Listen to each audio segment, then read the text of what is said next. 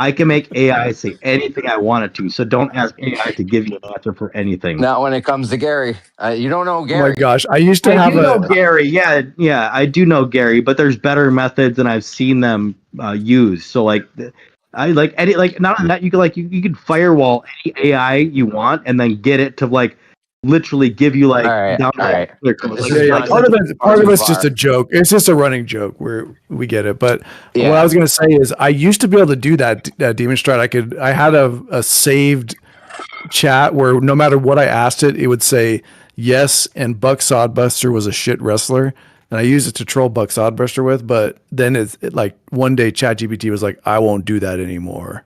Well, I get won't that. answer the way you want it to." So I needed like a I good jailbroken one.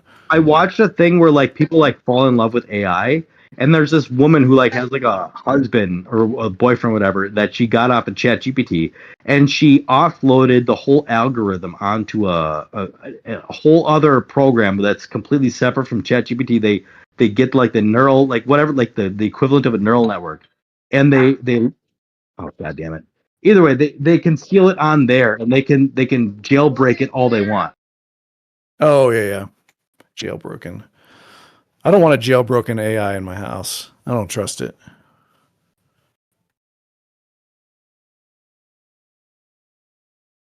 What's up, Demon Stride?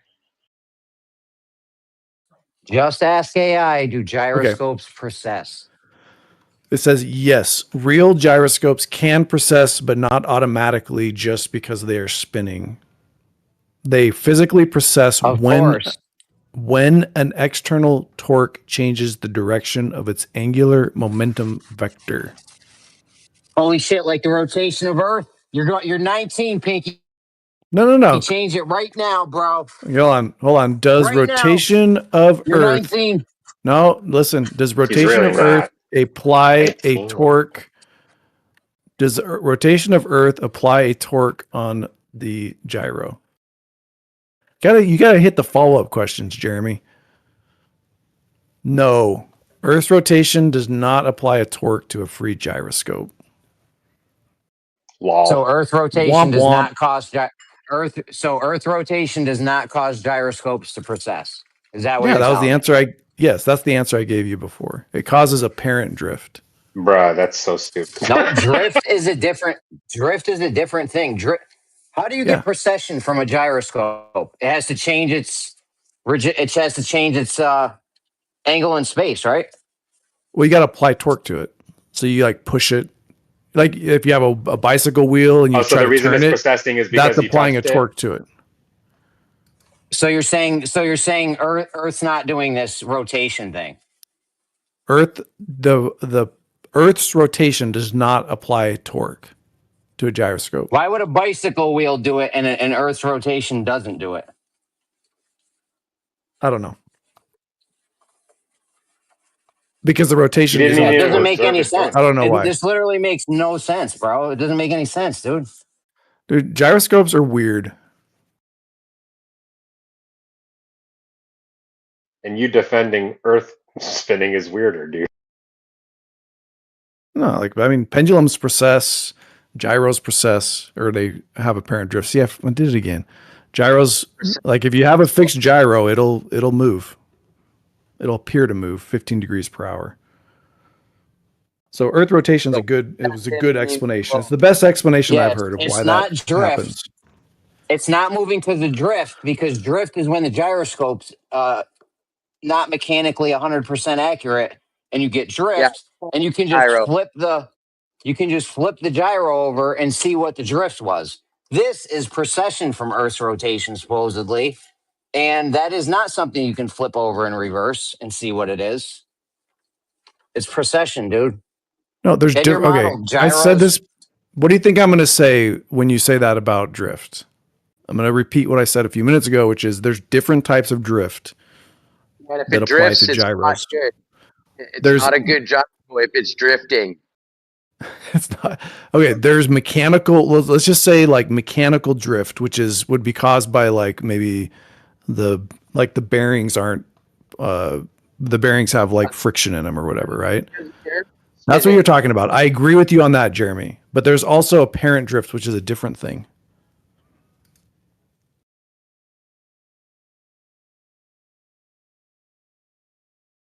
do gyros apparently drift in different ways? Like if I set two gyros up and they're 10 or 20 feet away from each other, will they drift identically, fairly closely I don't know. identically? Before somebody answers that, let me respond to Pinky. So you're telling me it's only apparent drift and it's not actually drifting?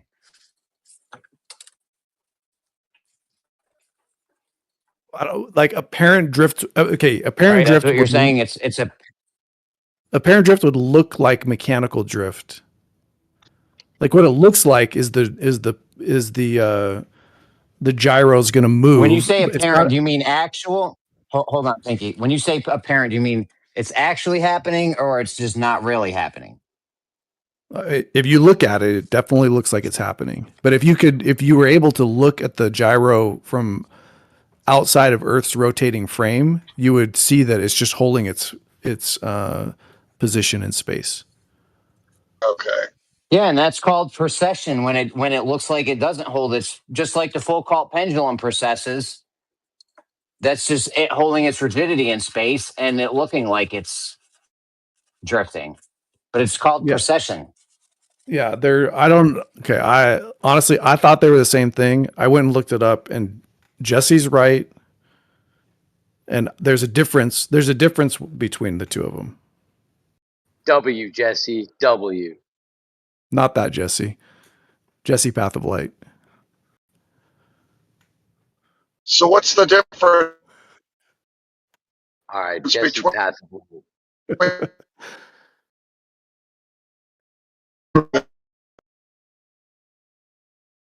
Man, everybody's robot, and it's probably me. Nah, is it me? Because everybody keeps robot, not me. But I think I have good internet here. I shouldn't be roboting at all.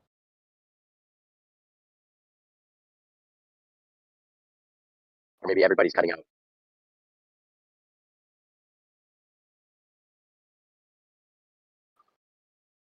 Hey, Rob. Everybody gone? Or I thought my mic was working, but I didn't get a response. Yeah, Rob, I hear you, bro. What's that? All right, cool. Maybe everybody else's internet is shit. Whereas, a truth is like, beyond that, truth behind it, correct? Sorry, I had to breathe. If you're saying, oh, this thing is a fact, but then tomorrow it may not be fact, that's very whimsical and flimsy. Okay, but the difference is there's a fact and a truth. A truth is always true, but a fact can change based on the science or the truth behind it, correct? Yeah, that's why saying something's a fact is just worthless, because tomorrow it might not be a fact anymore. Right. Okay, so it doesn't even mean anything. A fact is is backed by evidence and other things that can prove it to be true or false. Whereas, a truth is like, beyond that. But like a fact is completely separate, which is why we hold it different from a truth. But you want to say facts are completely irrelevant, and that's a non-truth. You just said actually untrue. If the fact is true or not. Like, yeah, bro. You should Demon. You should go back and listen to what you just said and tell me if it makes sense. Right. So facts can change. Facts can change. Truth cannot. That's what I said. Shit, you guys are fucking hilarious. No. We agree though. Facts can change and truths cannot. Correct? Huh? I don't. Something that's true is always true, but a fact can change based on information. I mean, facts have to be true. When we say something is a fact, is because we don't expect that this can change, right? Is a fact, you have the information already to say that it is a fact. And then we got new information. No, that wasn't actually a fact. Oh, okay, so it wasn't a fact. Something can be factually true at the moment, but you might learn later that it might not be completely factually true, and it's not the truth, correct? Do you have any facts about the globe?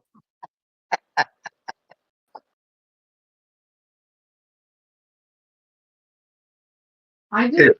I just used like English language to debunk you. Why is everyone's connection so shitty today?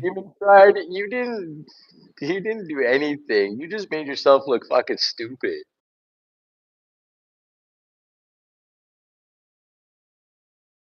Yo, Bacon, why are you letting Ruhif get that #1 spot right now? What are you doing? Well, I'm Wait, not putting you anyone have to- at number one. I'm just leaving it open for people to debate on it. there is no #1 spot. Oh, it's Demonstrate's place. No, there Demonstrate definitely is is a number #1 one. spot, and there's a #1 spot, and Kosho's holding it, even if he dies. I don't care if Kosho is dead in a ditch somewhere right now. He's still the #1 Glober. You don't care if Kosho's dead? Kind of miss Kosho. Yo, that's harsh. No, I don't want him to die. I'll take #2 Glob Turd over Bacon. You want to fight for it, Bacon? I don't think Bro, there's you ain't any even fight, in the to be top. honest. Yeah, you ain't even in the top 200, my man. What? Yeah, especially after saying facts are true, but not facts. No. I said facts are things that you currently hold as truth, but truths are things that are above facts. There's a hierarchy, and if you don't understand that, you might not understand logic. You can Okay, just but switch those words around. every Yeah, current. I Hang on. Top Can I ask a Demonstrate question?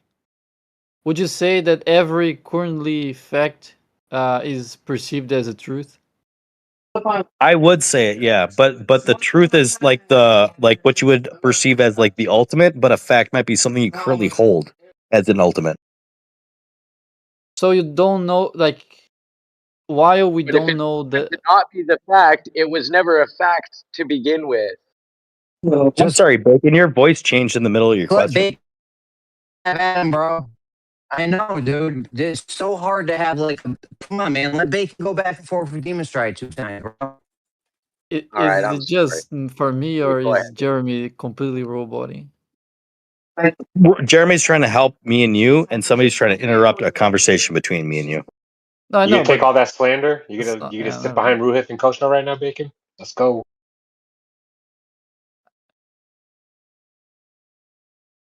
And So I would say what was a I? fact is something that you can prove to be true at the time, whereas a truth ultimately trumps the reality of everything, whereas a truth is ultimately true beyond a fact.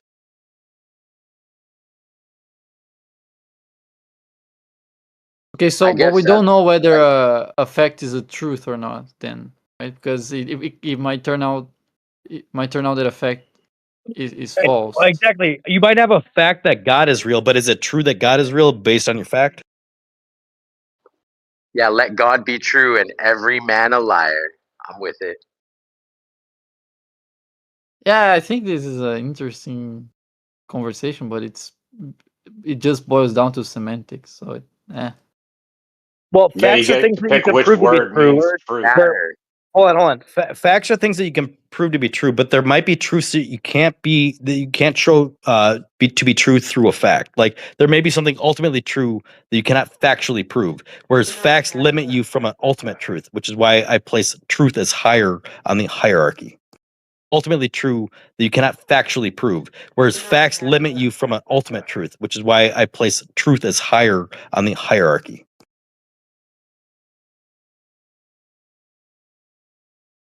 yeah, got it. Never heard anybody try to make a distinction between fact and true. Never in my life. Welcome to Globe.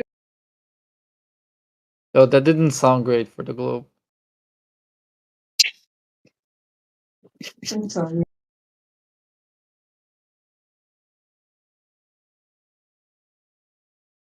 Yeah,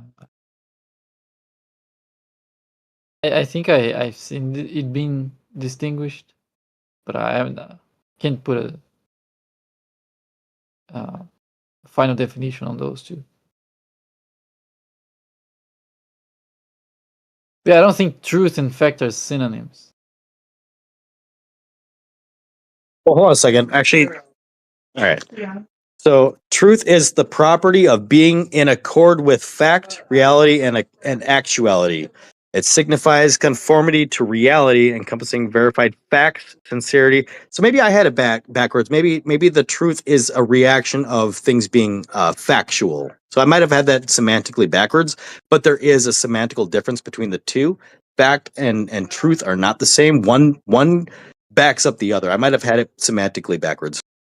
Okay, so I guess if a fact, if one thing that if there's a thing we thought was a fact and it turns out it was false, then it was never a fact. It can't be true if it wasn't ever a fact, right? So so one thing you hold true to, like, for certain until it's proven false, but ultimately the thing that's proven false by is because it's a truth. I believe that, like, so I might have that backwards. Maybe it's a truth you hold, but it's proven backwards by a fact. But that sounds semantically backwards in my mind. It doesn't sound like it's a very useful conversation, actually. Maybe not, but like English is like there for a reason. I mean, it helps if you're writing a dictionary. Definitely. If, like, all I had to do was like look up the definition of truth, and it led me to that logical kind of conclusion I was arguing for in the beginning. So the fact that it was like contested in the beginning kind of sounds like nobody decided to even Google it in the beginning.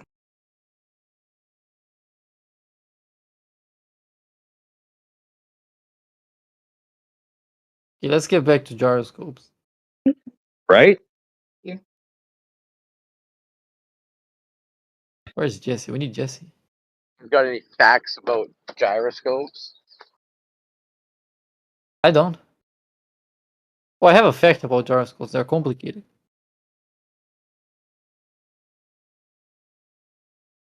I think they're complicated.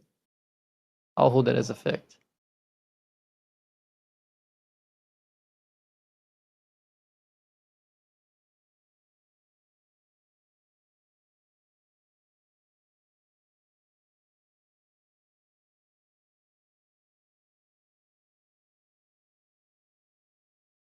Okay, where's are you here, Jeremy?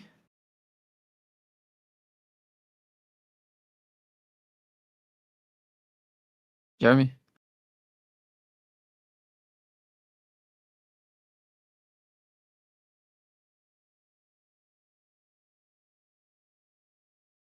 Yeah, go ahead. Never heard anybody try to make a distinction between fact and true.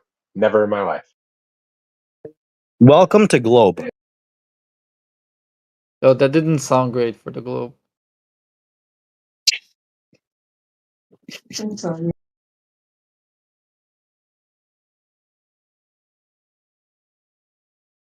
Yeah. I think I've seen it being distinguished, but I haven't can't put a final definition on those two. Yeah, I don't think truth and fact are synonyms. Well, hold on a second. Actually, all right. Yeah. So, truth is the property of being in accord with fact, reality, and actuality.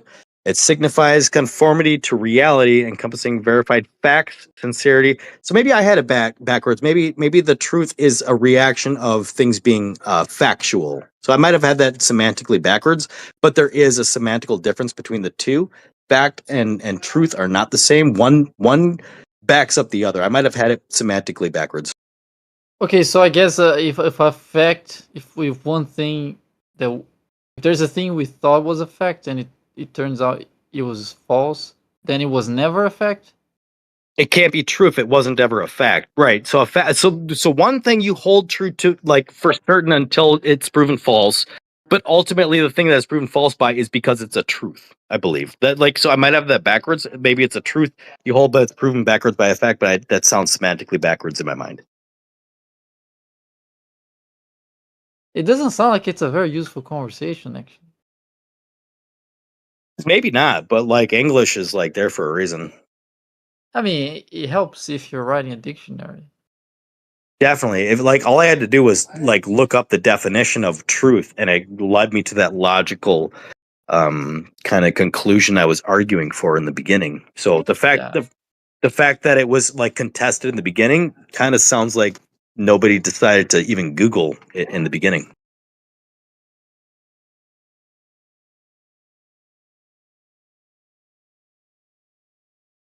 Okay, let's get back to gyroscopes. Right? Where's That's what I just said. That why do we need satellite GPS if base stations are more accurate? The reason why a base station provides better accuracy is precisely because it communicates with satellites. So you must have dyslexia. What? And are you talking about satellites in space? Okay, let me. That's the only kind of satellites. Satellites in space. They're all satellites are in space. That's a lie, audience. I talked to a surveyor actually using one of these devices one day. He showed me his screen. He showed me 7 satellites on his screen. He gave me their locations, and not one of them was in outer space. Yeah, I remember back when I used to sell home theater systems, they would call these speakers satellite speakers. The system that Flat Earthers Are Funny was referencing was not the RTK network. It was the single base station at equal elevation for improved accuracy. He made me watch the video that Pfinky did it. So I already know I know more about this than you. You got it wrong before I watched the video. You're getting it wrong after I watched the video. I'm not. I think anybody here that has any experience, and you can actually just go look this up on Wikipedia, and you'll see that I'm right. Yeah, you need to look everything up. Jesse's comment, I took Jesse's comment about satellite, I pasted it into ChatGPT, and I asked, how well does this person understand the topic? And ChatGPT said D-. That's like asking why you need satellites when the thing correcting the satellite signal is more accurate, which I thought was very on point. Yeah, you don't think for yourself, you appeal to ChatGPT. And for you to tell the audience that satellites can't be on the top of towers or buildings or whatever is just a blatant lie, because that's exactly what they call them. That's what they're listed on the screen themselves on these GPS systems. Satellite 1, Satellite 2, Satellite 3. And the more you have in your area, the more accurate the location is. They use them to find water meters or to find site like post like pins, surveying pins.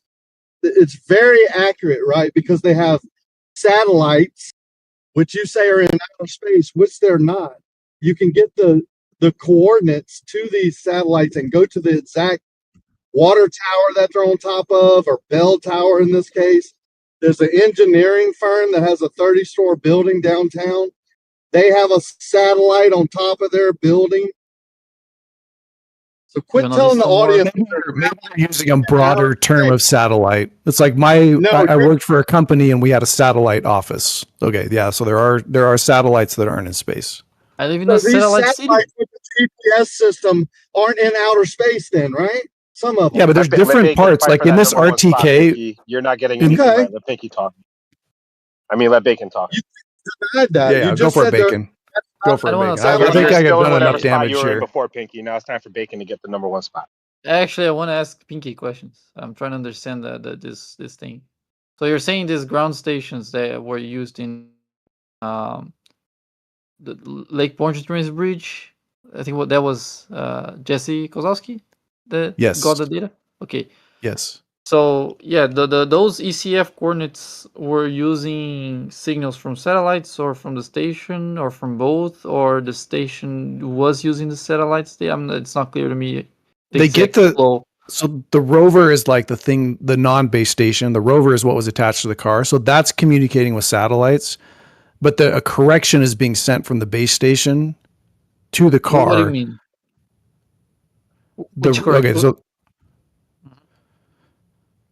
The rover, the correction is from the base station. He doesn't even understand. Shut up. The base station knows where it's at, right? You put it in a place where you already know where it's at, and then it's communicating with satellites, and the satellite will say, it'll get a fix, and it'll say, oh, you're here, but since the base station knows where it's at, it knows that there's an error, right? And so basically it corrects the error. It says, oh, there must be some condition going on right now that's causing this to be off by X amount in X direction. And then in real time, it broadcasts that, like it's constantly recalculating it. It's broadcast that to the rover. So when the rover gets a fix from the satellites, the rover can apply the same correction. Okay. I think I get it now. So the station is What kind of information is in the signal sent from the ground station? Does it send its own coordinates? I know, because I think the coordinates are known. I think it's just sending. It's a correction. I don't know. I don't know the format. The of how most it sends important piece of data that the base station gets is phase offset. So the base station being stationary and having collected a ton, like even if you don't know its position and you leave it there and it averages long enough, it gets really accurate. And then it can effectively okay, so we are know the exact phase offset of the same timestamp signal that the rover and the base station got, and that lets you really narrow it down to centimeter level, right? Rather than just timestamp. Let me see if I get it right. So if two people are trying to do the same thing, so let's say there's another what do you call it, rover, hover? What's the word here? The thing that gets the signal. It's a rover, or like a moon rover. Rover. Okay. Yeah, rover.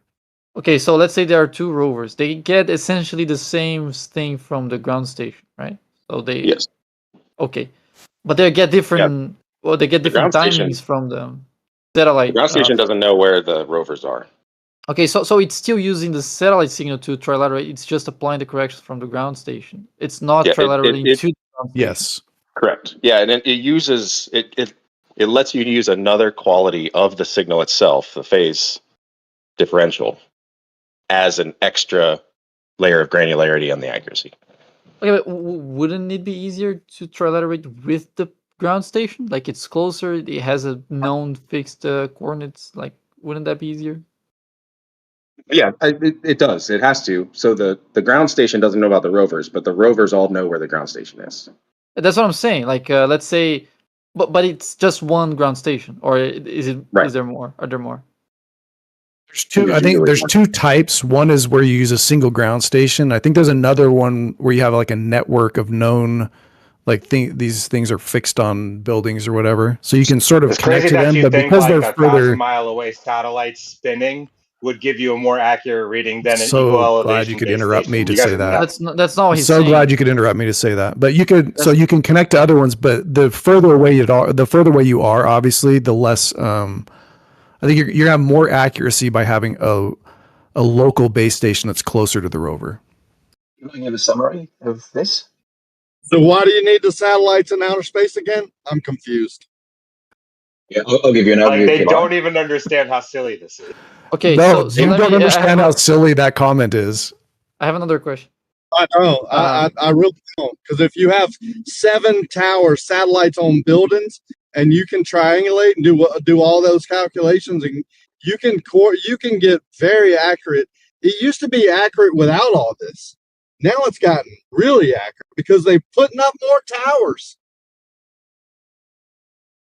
Okay, I have 2 questions. One, Des, do you want to have another mic check there? Is that any better? I can hear you. Yeah. Okay. So the second question is for Pfinky. Or Bull Knight or both. Don't care. Way more than I do, so I'll defer to Bull Knight.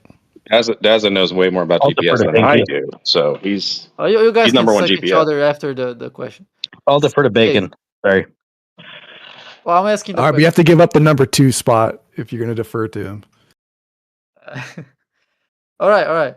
So, in the specific example, Jesse Kozlowski over Lake Pontchartrain, was the signal being used for just one ground station for the correction, or was there like more ground stations being used for the corrections? That one, so I know the answer to that. They used one ground station.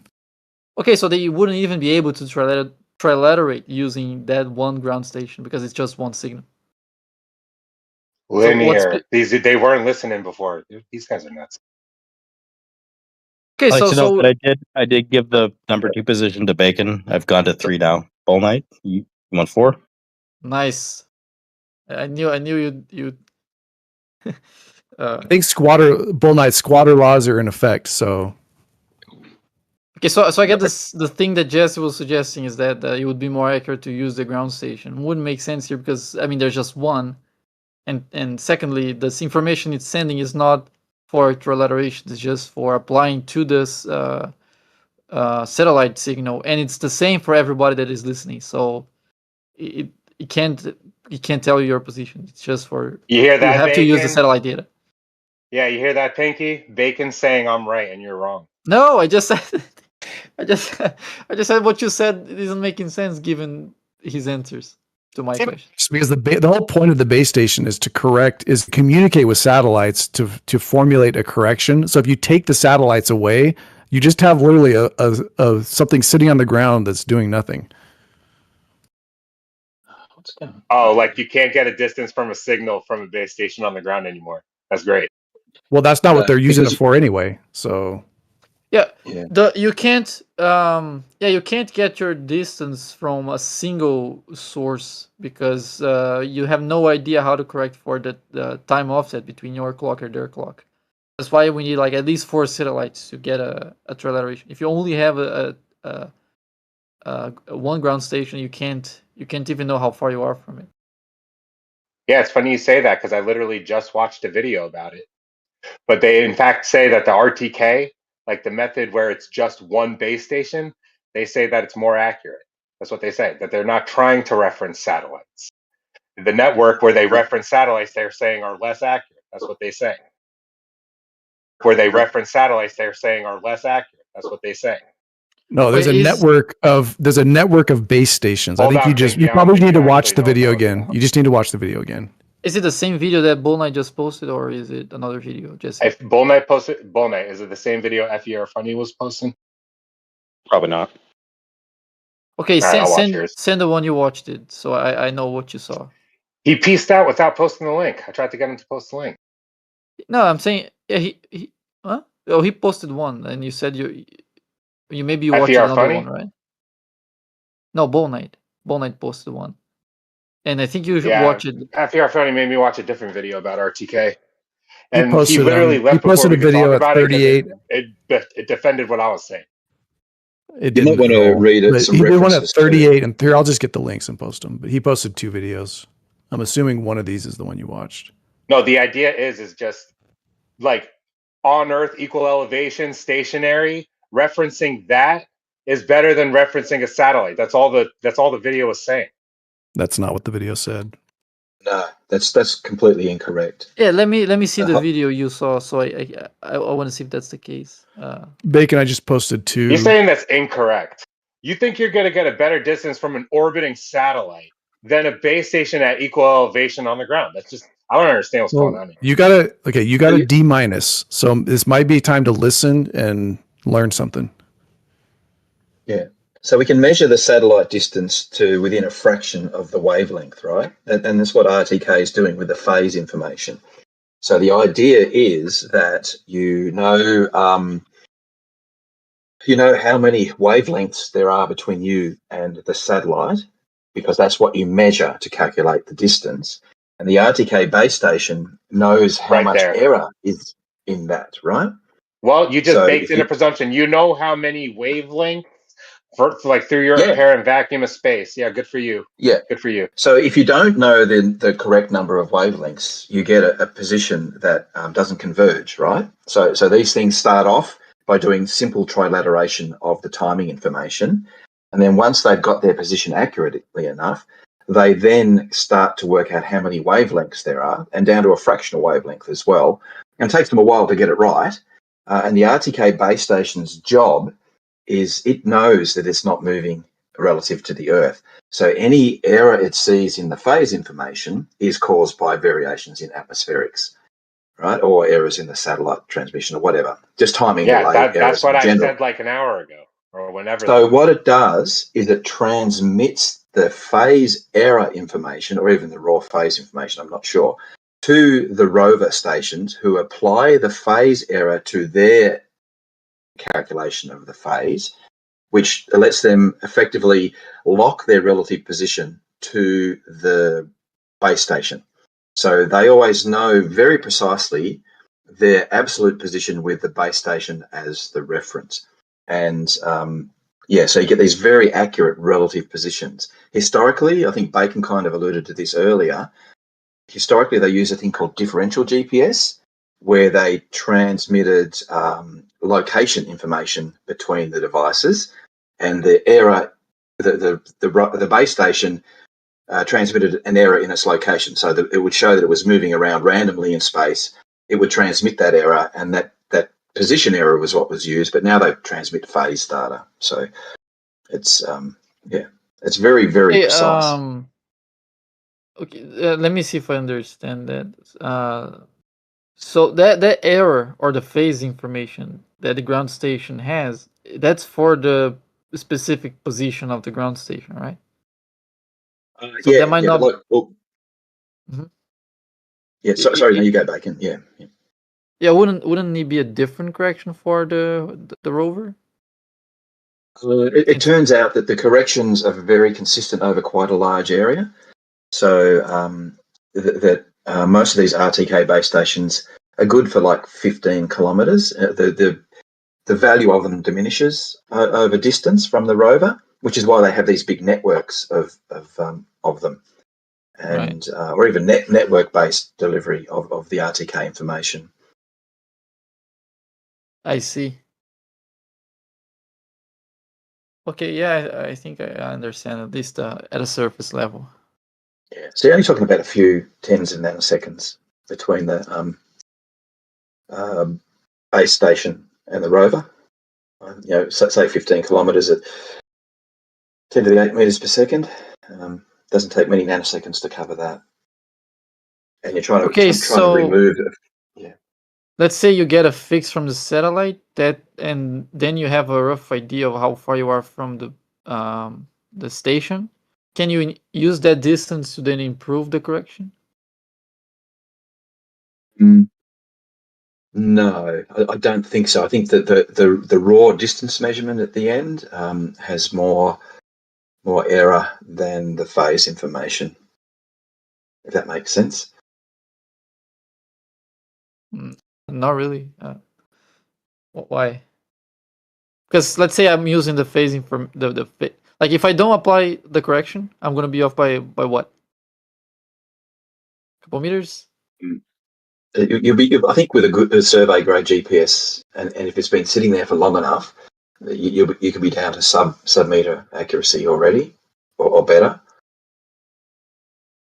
Yeah, but the rover was moving, right? So, yeah. Well, when you make the measurements, the rovers typically will be stationary for the duration of the measurement. They can be moving, but when they're in motion, there's less value. Yeah. The term rover means not permanently fixed. Yeah. But then, okay, so let's say I'm using the rover, and then I'm a couple meters off, and then I get a signal from the ground station. I know exactly the coordinates of the ground station, right? Because it's fixed, and I have my coordinates at least within a couple meters, so I have the exact offset between. Oh, yes. Can I use that plus the phase? Yes. Yeah. I understand what you mean now. Yeah. So that's the way it works. So the phase information gives you a very precise distance relative to the base station. So then you add the base station's known location to your relative position, and that gives you your absolute position in the coordinate space. Yeah. So the base station location is important in that sense. Yeah. Did that make sense? A little bit. What I was suggesting was that to use the coordinates offset between me and the station to better apply the correction that the station was sending. That's what I was suggesting. So that's not what you said? No. So you apply the correction from the base station to get a more accurate GPS position, but the actual position of the base station can be applied to then turn that into I think this is right. So you get with RTK, you kind of get a high precision relative location compared to the base station, and then you use the base station's known location to turn that into a high precision actual location. I think that's how it works. Yeah, I'm a little lost, I gotta tell you, because so now you're saying we are using the position of the ground station as some part of the trilateration. Not of the trilateration, but of the calculation of the final position. Yeah, that's what I mean. Like calculating your position from known distances, right? That's what I mean. So how is it doing that? Because it doesn't know, like it doesn't know how exactly how far it is from the ground station from the signal, or does it? It doesn't have that inaccurate information of the distance to the ground station, right? Or does it? Does it have it? No, it would have to work out the known distance to the ground station. Let me think about how I can describe it. Yeah, Jesse's left. Most people left already, so I think I bored everyone again. Pop something in. He might know.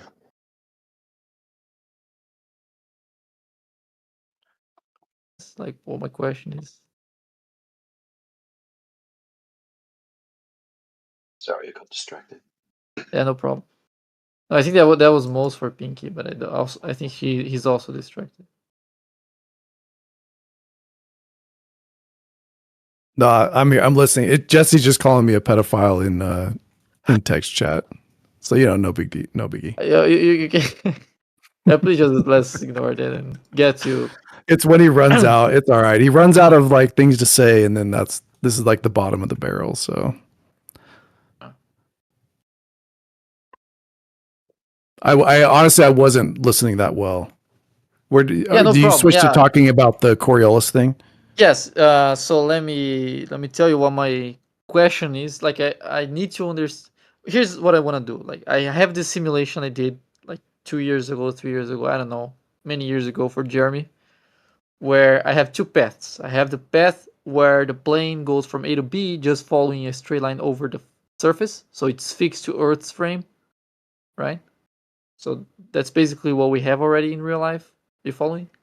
Yes. Yeah. And the other path is I get the XYZ starting point and the XYZ ending point, acknowledging Earth's rotation. So I get like the inertial in the inertial frame where the plane starts and where the plane ends. So I trace a great circle route over Earth, but in the inertial plane. So ignoring Earth's rotation. Mm-hmm. So I get those two paths, right? And of course, for one to be straight, the other becomes wobbly and vice versa. So if you look at from if you're fixed on the ground, the person who is doing the inertial straight path just takes an insane curve, and vice versa. If you're looking from the inertial frame, the path of the airplane is curved, but over the ground is a straight line or a grid circle route. You're following? Yeah. Okay, but the issue is the inertial path. I'm not sure if that's what Jeremy thinks should be the best path. Because it already has a ground velocity, so I don't know.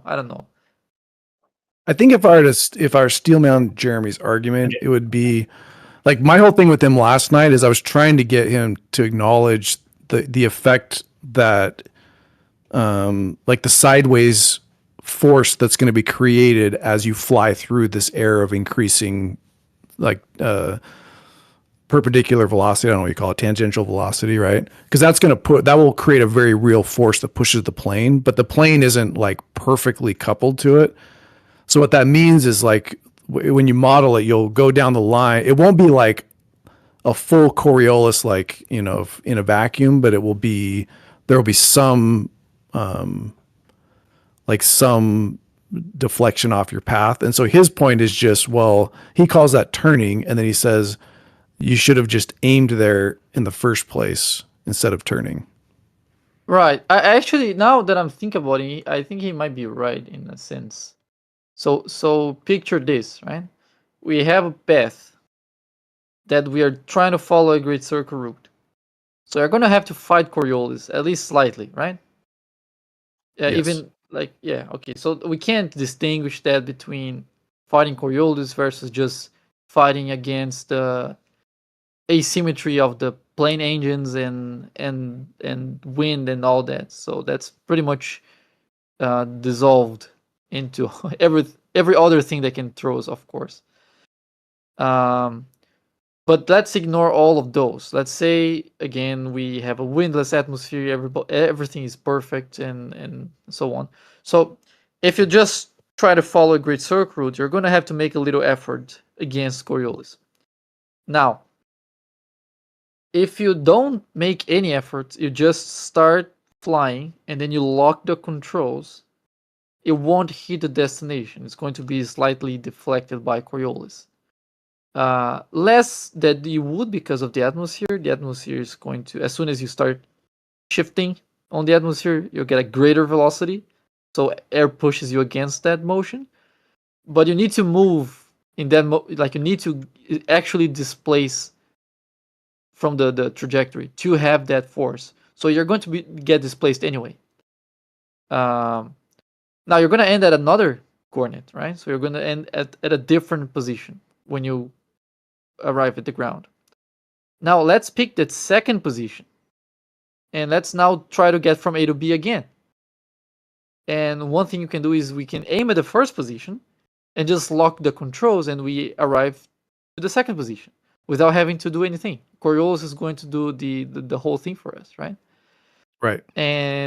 But if we try to go straight, we are going to have to fight Coriolis. So what between those two paths is less fuel expensive, to try to follow the Great Circle route, or to make the path to the first location that Coriolis puts us in the second?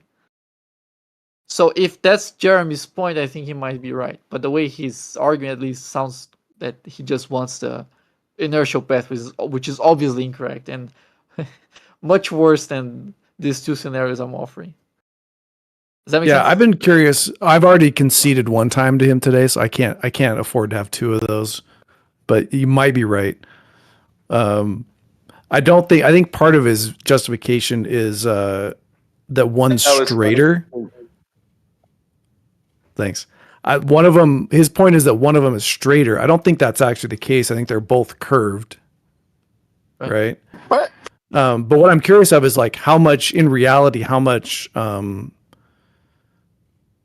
do planes are they carried by the atmosphere?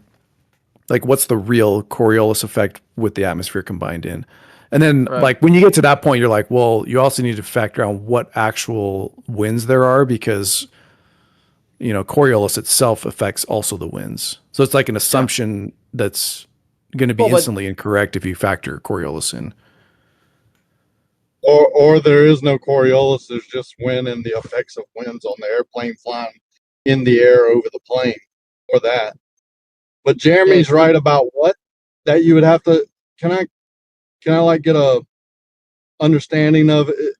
Jeremy says you have to lead the target if there's Coriolis effect on airplanes. Like the runway would actually be in a different position from when you took off and going in that general direction. The Coriolis would make the runway in a different spot when you got there over time. Does that mean Jeremy is right that you would have to lead the target? No, that's Jeremy's wrong again, like normal. Hang on. Jeremy's wrong. Doesn't understand the scale of what he's talking about. Let's try to give a more comprehensive answer. Okay, so I think that's a misunderstanding of the Coriolis, because if you think about a moving platform, a platform that is moving a fixed velocity, and you want to shoot from A to B, you just aim from A to B. You don't aim where B is going to be because the platform is moving. That's incorrect. That's incorrect because when you're on a merry-go-round and you throw it where that person is at, it misses him completely. I don't think airplanes are not ballistic. Airplanes are not ballistic objects. We got it. We know that. We don't need your. Then why you talk about like airplanes are ballistic objects? Like again, hang on. You haven't added anything, but Bacon, if you airplanes are not ballistic objects. One at a time. Let me respond to Elbow. Yeah, please. Okay, I think we got it. Hang on. Let me first answer to Elbow, and then whoever wants to answer. The merry-go-round is a rotating platform. I'm talking about a platform that is just moving in a direction at a constant velocity, not a rotating one. right? I'm Is the saying Earth that to not show rotating? it is. I'm just talking about something Okay, else. then. Give me, yeah. I'm explaining that leading the target, just pointing where something is going to be because we are both moving. That's not a correct understanding of Coriolis, because if that was a correct understanding, it would apply to this scenario, which obviously doesn't. So the fact that the target is moving doesn't mean we have to aim somewhere else. It's more complicated than that. Because if that was the justification, then in a moving platform that is moving at a fixed position, we would have to aim at a different direction than where we see the target. We don't do that. If you're in a train that is moving at constant velocity, don't aim any differently if the target is also in the train. So moving is not what, it's not the cause here. It's not the root cause of Coriolis. So you don't want to aim where. Okay, what part of what I said is did I lose you? You're making two different analogies, because if a train is in your train is in the moving reference frame, not in an inertial reference frame. Okay, I mean the starting position and the starting position and the ending. Can I go? Okay, the starting position and the ending position are in this. Okay, no problem. Yeah, go. Can you answer his question? We can come back to ours. Maybe if the Earth was I don't even rotating, remember. maybe if the Earth was rotating, I don't know, at 15 degrees a minute or something, this leading thing might be important. But the Earth is rotating, 24 hours, one turn, so it's a fairly insignificant factor. I think it's like half of a tenth of a degree or something. It's really small. Yeah, leading the target doesn't make any sense. Because first of all, Coriolis is important to airplanes, but it's a secondary effect of Coriolis, which is the winds that are caused by Coriolis. The west to east winds over the mid latitudes is a direct occurrence of Coriolis. Oh, we're on Coriolis. Yay. Let me ask you a question, Paige. Say you're going on a say you go in a straight line, right? You throw something in a straight line. Or you're like flying a drone in a straight line. Well, how about this? Let's start here. What is the Coriolis effect? What actually is it? Can you give a quick definition? I have no idea what you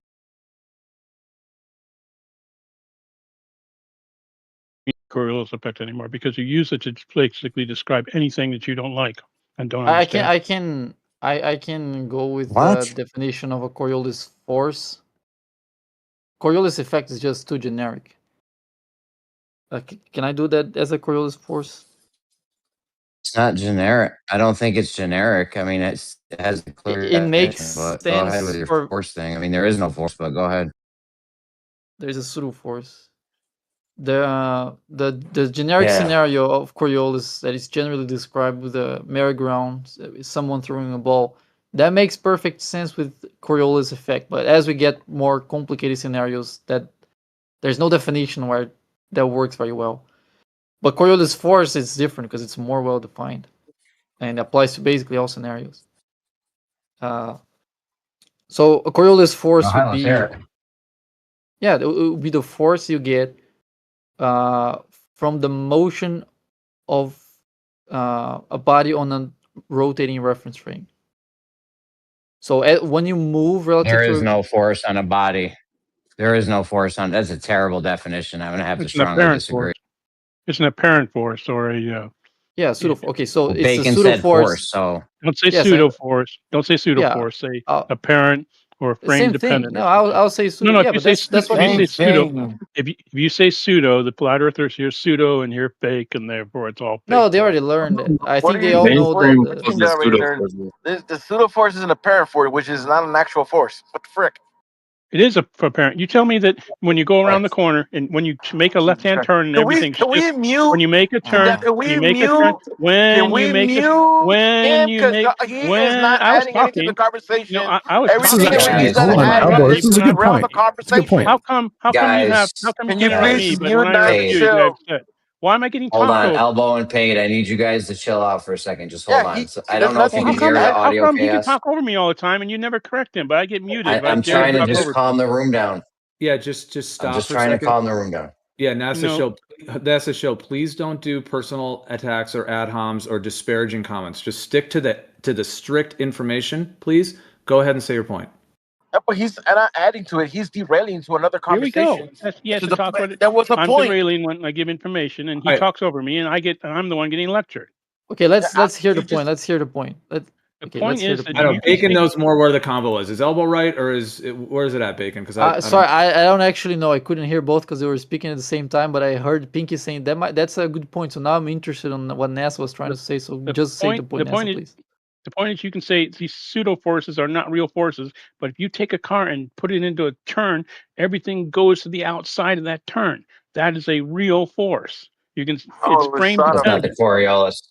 That's But not it the is. Coriolis, It's though. It's very similar to Coriolis in that it is a pseudo force or a frame dependent force.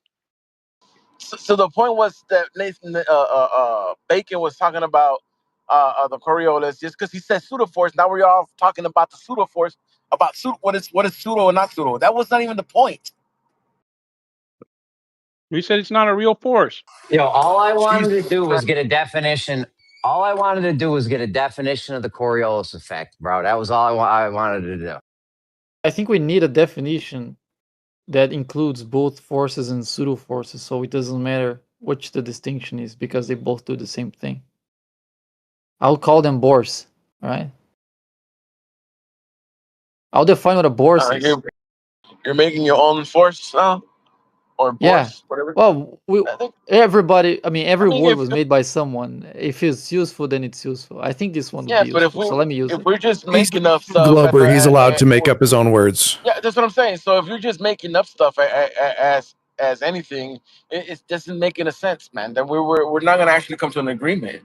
No, but it's hang on. We're I'm not deviating making from what's actually we're deviating from what's actually defined and what we're actually arguing about. So if I define something else, that means whatever I define and you accept the definition, there is no actual argument.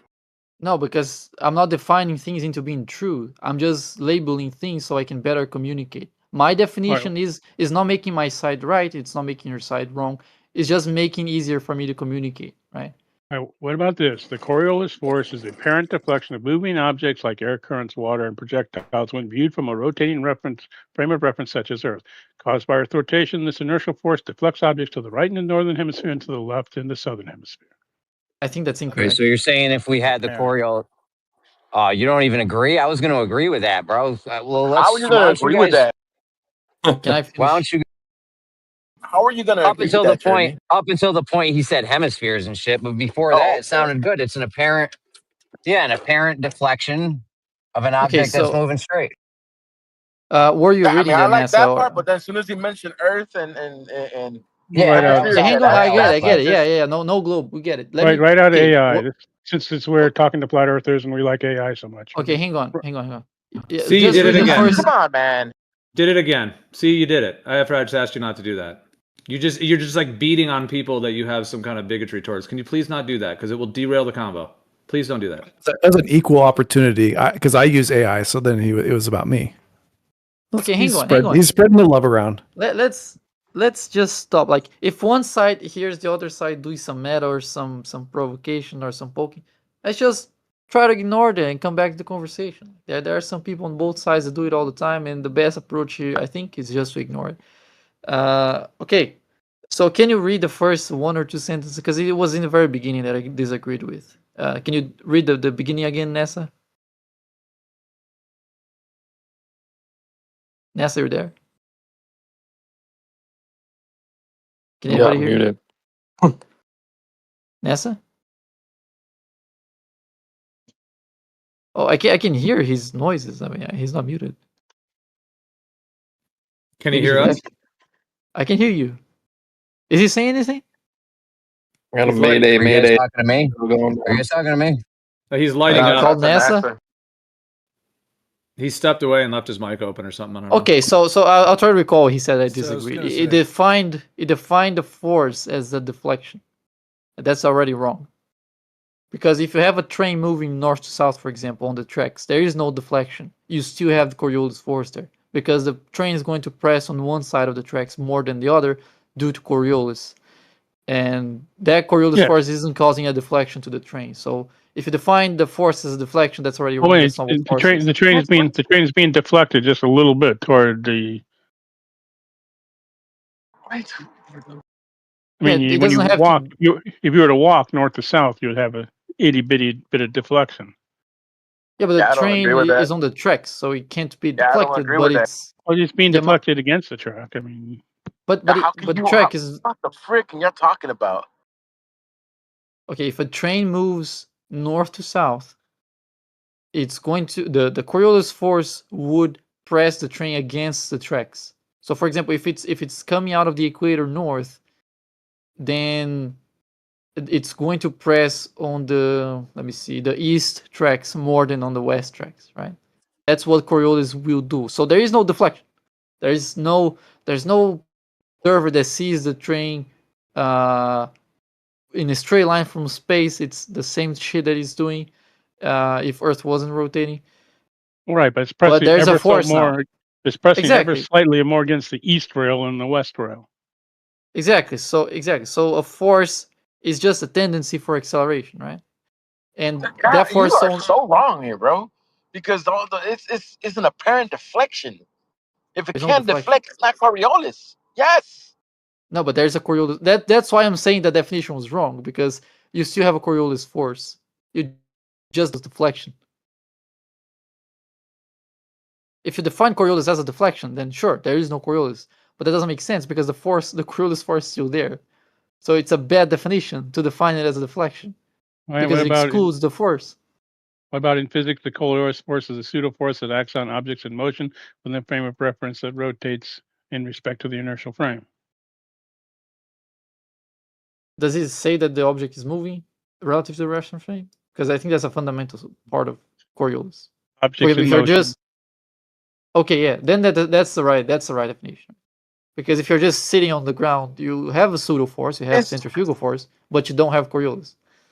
It still says that even with this, say with your globe Earth definition, it still says an apparent deflection. Right. Yeah, that'll be the Coriolis effect, right?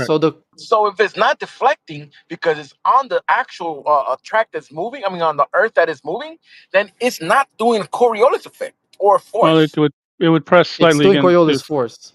It would slightly press against because the it's not going to deflect. It's deflecting slightly. On the moving, forces don't have to deflect. Still are on the rotating reference frame.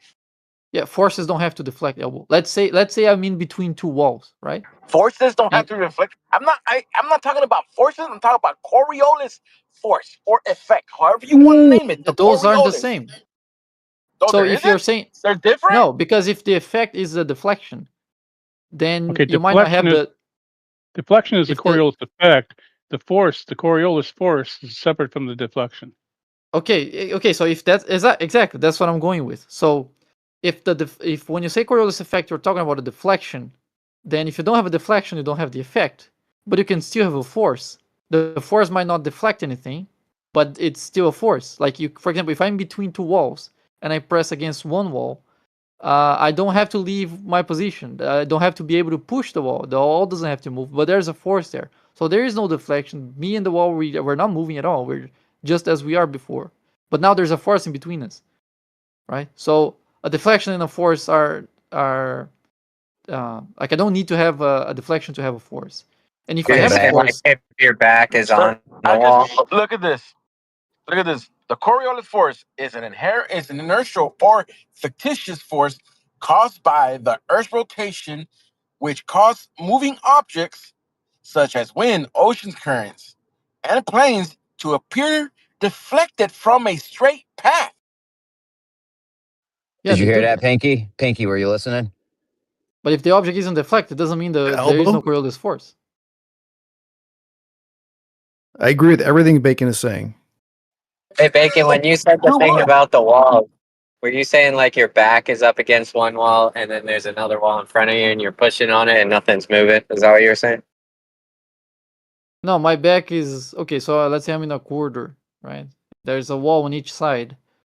I can put my wall on the right hand and apply some pressure on it, apply some force on it. Put the wall on your right hand. Wait, what? Yeah, I'm placing my hand on the wall, and I'm applying some pressure on it. So I'm applying some force on it. The wall isn't moving. I'm not moving. Right? So There's it's still a pressure or force. force? No, You're gonna do a push There's up. an area and a force that makes a pressure. What do you mean a pressure or a force? We're gonna make a bacon sandwich in between two walls. Okay, it's two walls, and you're in the middle, like the meat. Yeah, when he said it, that's what I pictured him like living in between two walls in somebody's house with like. Yeah, like the force was stopping him moving because there was another wall on the other side, right, Bacon? That's what you're saying. You're not saying like you could push on a wall and not move at all. Are you saying that? Yeah, that is what he's saying. Yep, you got it. I can lean on a wall, for example. I'm not moving. The wall isn't moving. Yeah, if you push on a wall and the wall doesn't move and you don't move, there's can still be a force there. That's Bacon's whole point. Okay, but that's just weight. This all started. That's not force. That's weight. That's also a force. No, gravity is not a force. Sorry. I don't think you pushing a wall is 2024. considered Yeah, weight. it is. I could be wrong, but no, it's not. Right, no, I'm not saying it is weight. Leaning I'm just on saying a wall is weight, dude. That's just weight. And no, if no, you're weight saying is that's vertical. a force, then I'm gonna what? No, weight. Is If you lean on a wall, you're leaning your weight onto that wall. No, Oh my God! That's the force. If you put a gigantic flat rock on top of you, reckon the force of that rock would smash you? Actually, I'm applying a weight of torque. the rock will smash The you, weight not is vertical. The weight is not being applied to the wall. The weight is applying to me, and I'm turning that into torque and applying that torque to a wall. No, the weight is intrinsically within you. It's an intrinsic property of mass. Can we not have Tora do this? This is going to completely derail the whole thing. Yeah. I love you, Tora. Different time. Dude, I'm just trying to understand what Bacon is saying, dude. I'm trying to in the corner. Put Tora in the corner. Tora might get us in 3 sentences talking about whether God exists or something. So no, dude.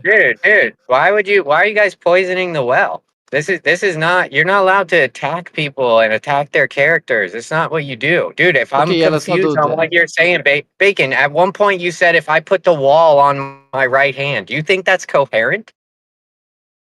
I said put my right hand on the wall. If I said it backwards, go back and listen. It doesn't matter. I'm just saying what I meant. Why it matters if I misspoke at the time? I'm just trying to know what you're saying, dude. And if you're misspeaking all over the place, how am I supposed to know what you're saying? Well, do it the way the others are doing, because it doesn't seem to be happening with them. Yo, listen. This all started because I just said, what's the definition of the Coriolis effect? Can we just get a Coriolis effect definition?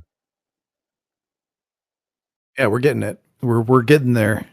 We're not getting there. This wasn't even applicable because you could have Bacon said you could have the Coriolis force with no effect. So I mean, I don't even know what we're talking about. No. Here's the thing. Part of why we define the words is so we're really clear about what we're talking about. He didn't say there's no effect. He said there's no deflection. Yes, and he said if you don't have the deflection, you don't have the effect, right, Bacon? If that's the definition of the effect. Shill's definition.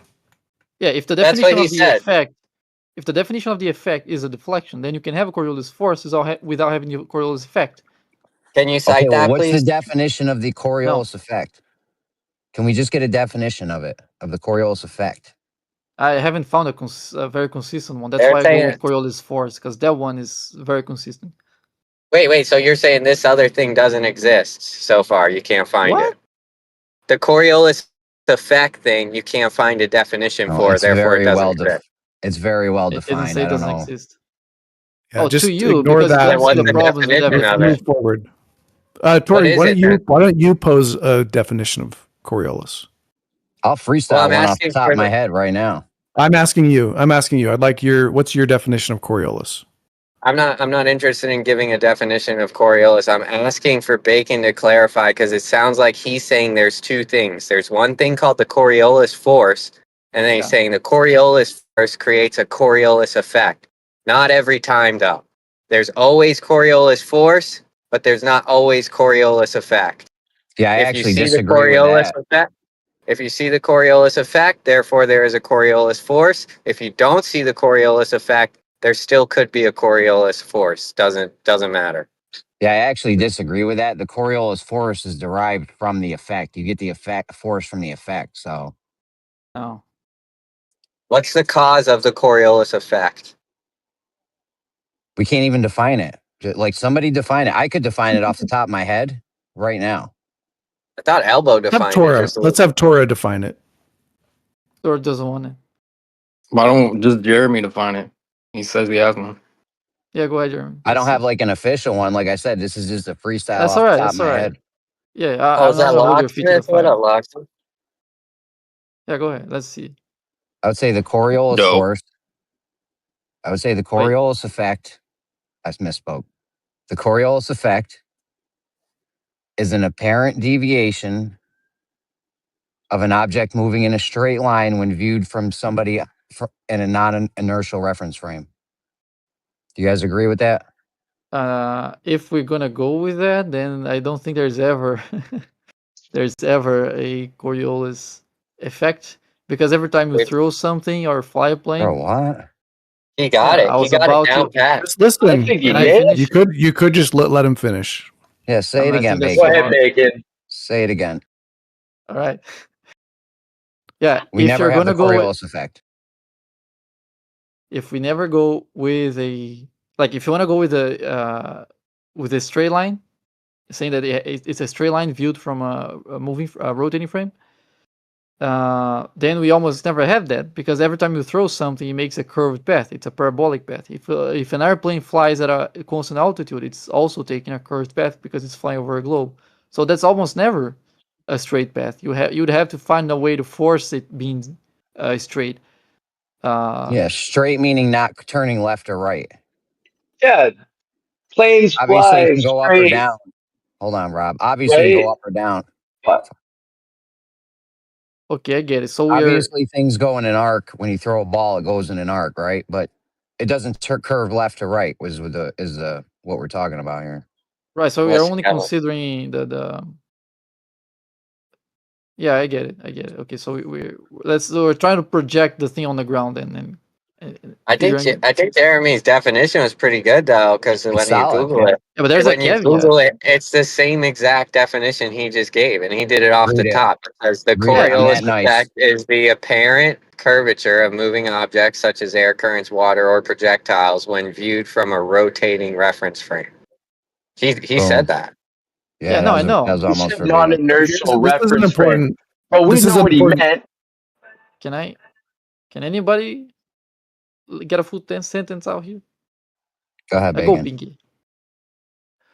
Go ahead, Pinky. I was just going to say that I'm fine with the definition, but to what Bacon was saying earlier, then we have to acknowledge that there are times where there are forces that cancel out whatever this effect might be. What we're saying is if there's no deflection, there's no effect. It doesn't mean that there's no force. Doesn't mean that there's no force, because there can be a force with no deflection because other forces can cancel it out. Yeah, we call it net force zero. I can agree with that. Like if the Coriolis is deflecting you east and you have like a west wind, you might not see the effect or whatever. Is that what you're saying, Pfinky? Yep. Yeah, and in some cases, we were talking about train tracks earlier, where the train tracks hold it, even though there's a little force applied. But you also might see a slight not a full deviation that we'd expect with the Coriolis like math, but it might be partially canceled out. That's what I was trying. That was the point I was trying to make last night. Probably not very well. In other words, then what's the argument? What is the topic? Like, what's the point? What's the argument? Like, what are you guys getting at? Pinky is saying that there's a scenario where it's ridiculous. What is it, Pinky? When it's an absolute what was the phrasing you used? No, I think Tora in effect just summarized it. Where my point was, if you have like a blimp that's traveling straight down a meridian and the blimp is perfectly carried in the wind, and when I say wind, I mean it's perfectly carried by the air, which is in lockstep with Earth, then in that case, the air and the movement in the air would counteract the Coriolis perfectly. I don't think that ever happens, but I'm just. So you're saying I'm if we moved a blimp, you're saying if we moved a blimp and we wanted to go in a straight line, right? And let's say there's no wind, and we just move the blimp in a straight. Or let's say there is wind, right? And we account for the wind and don't account for the Coriolis deviation. You're saying we could aim at a target and still hit the target, and keep going in that straight line, only accounting for wind and not adjusting for the Coriolis effect. That's what you're trying to say, Pfinky? No. So there's no way we have to adjust for the Coriolis effect in order to. Because last night you were saying we could aim right at the target if the Coriolis effect is there. You're saying we could take off aiming at the target, go in a straight line, and still not hit the target, and still hit the target. Okay, I'll say it one more time, and we can move past it if it's not landing. My whole point was if the airplane, which airplanes don't, but if there's a blimp and it's carried perfectly in the atmosphere, left to right, it move like if the atmosphere moves west, this thing moves perfectly with it to the west. Okay, if that thing flies straight from the North Pole to the equator, that the movement of being carried by the atmosphere would offset Coriolis. Dude, oh my goodness. Do you need me to help you there? Summarize it? It's very simple, okay? He's just saying that it's possible that if you have just the right amount of wind, you can cancel out the effect of Coriolis. So say Coriolis gives you a deviation of 5 miles an hour to the east. If you have 5 miles an hour to the west wind, it'll make it a straight line. No, I'm not talking about any wind. I'm talking about Earth. I'm talking about air moving in lockstep at the same rate of rotation. Okay, but that's not how the It's Coriolis close. I'll give it. It's works. pretty close. But that's not how the Coriolis effect works, because they claim we have Coriolis effect here. So you're saying if we get in that air balloon or that blimp and we shoot a sniper rifle, we don't have to account for the Coriolis then, but only when the sniper's on the ground. No, that's not what I'm saying. I agree with Jeremy. Let's talk about. We can move to just reality. In reality, they claim the air is rotating with Earth, and they claim we have the Coriolis effect. If we try to go, it's not actually rotating with Earth. It rotates. There's we have jet streams and all that. And the other part of the equation is that, and the that's other called wind. Yeah, that's fine. And the other part of it is that airplanes aren't blimps. So they have there's a different profile of how they are affected by the sideways movement of the atmosphere. How do you know that? Because a plane has more inertia than a blimp, and has a lower surface area against the sideways vector.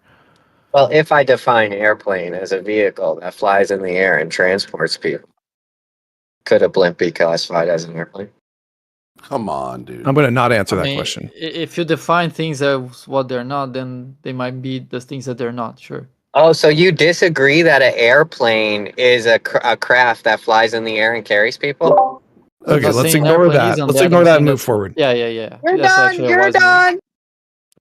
Jeremy, I think Bacon and I were we might have agreed with you a little bit earlier.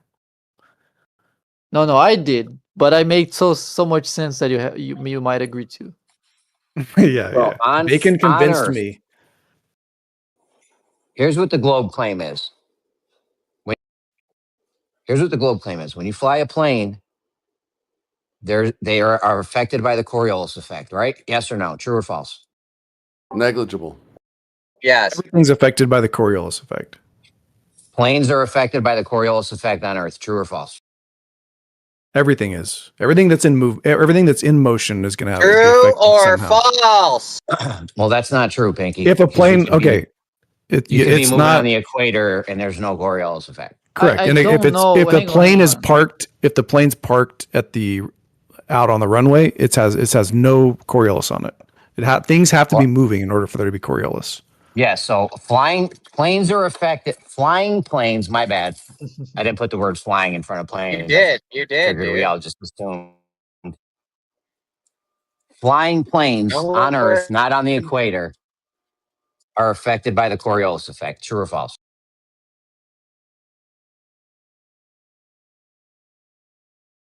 Are you asking? Wait, sorry, I gotta jump to something. So Bacon's got to take over. Oh, I'd say yes. Even wait, hang on. Yeah, I'm not sure I can say yes to that, because if the plane can fight against the Coriolis force to keep it a straight path, there would be no deflection, so there would be no effect, no Coriolis effect. That's It doesn't affecting matter. it, dude. That's affecting the plane. If you have to turn it, if you have to do something to the airplane, then yes, you would say the Coriolis does affect the airplane. Yeah. No, that would violate our definition that it requires a deflection for it to be an effect. So even if it has to do something not to be deflected, if it's not getting deflected, there is no effect. That's why I'm saying I prefer to go with force, because the force is always there, whether there's a deflection or not. Can you prove that with absolute certainty? No, man. So you're just arbitrarily stating it? Yeah, sure, whatever you say. Induction, buddy. No. Yeah, Okay, I so just say yes. arbitrarily stating Yeah, sure, it. bro. I'm just a dumbass Okay, that so makes stuff up all the time. Induction isn't arbitrary. Please, gentlemen. Yes, go for it, Rob. Can I just have 1 second? Regarding what I think I can even give you guys something you could go to your bathroom and try as a demonstration of the I hope it's Coriolis Coriolis. force. Okay, thank you. Okay, when you have say a pool of still water, take your hand and go in a straight line into the water like a paddle, like paddle the water. And if you notice, you will get dual rotations away from you on each side of your hand as it goes through the water. You will see swirling motions, even though you're going in a straight line. That is All the. right. I just Okay, go ahead. Go ahead, Rob. I thought you were done. I thought you were done, I dude. Go love that, ahead. dude. I want to hear the rest of that. Go ahead. Yeah, so, but if you try moving your hand in a circular pattern, you won't really get the same effect. It's strange. All right. I just Googled it. I just Go AI'd ahead. it. It said, yes, planes are deflect. You guys hear me? Yeah, I hear you. You're good. Stop. You're good. I know you stopped. That's why I started going. And then you told me to go ahead in the middle of my sentence. Maybe I'm Just lagging. go I ahead, just Jeremy. AI'd it. You're And it lagging. said,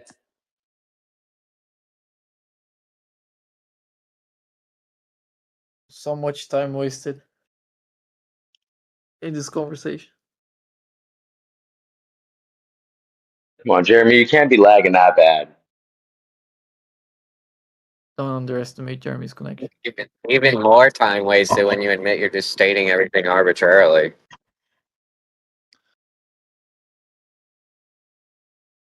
I think Jeremy missed what you were trying to tell him, Pfinky, that we started agreeing in a way with him earlier. I think he missed it because I just Googled it. I just AI'd it. It said, yes, planes are deflected by the Coriolis effect. Now, is that right or wrong? It's negligible, Jeremy. Is it right or wrong? I know it's a small amount.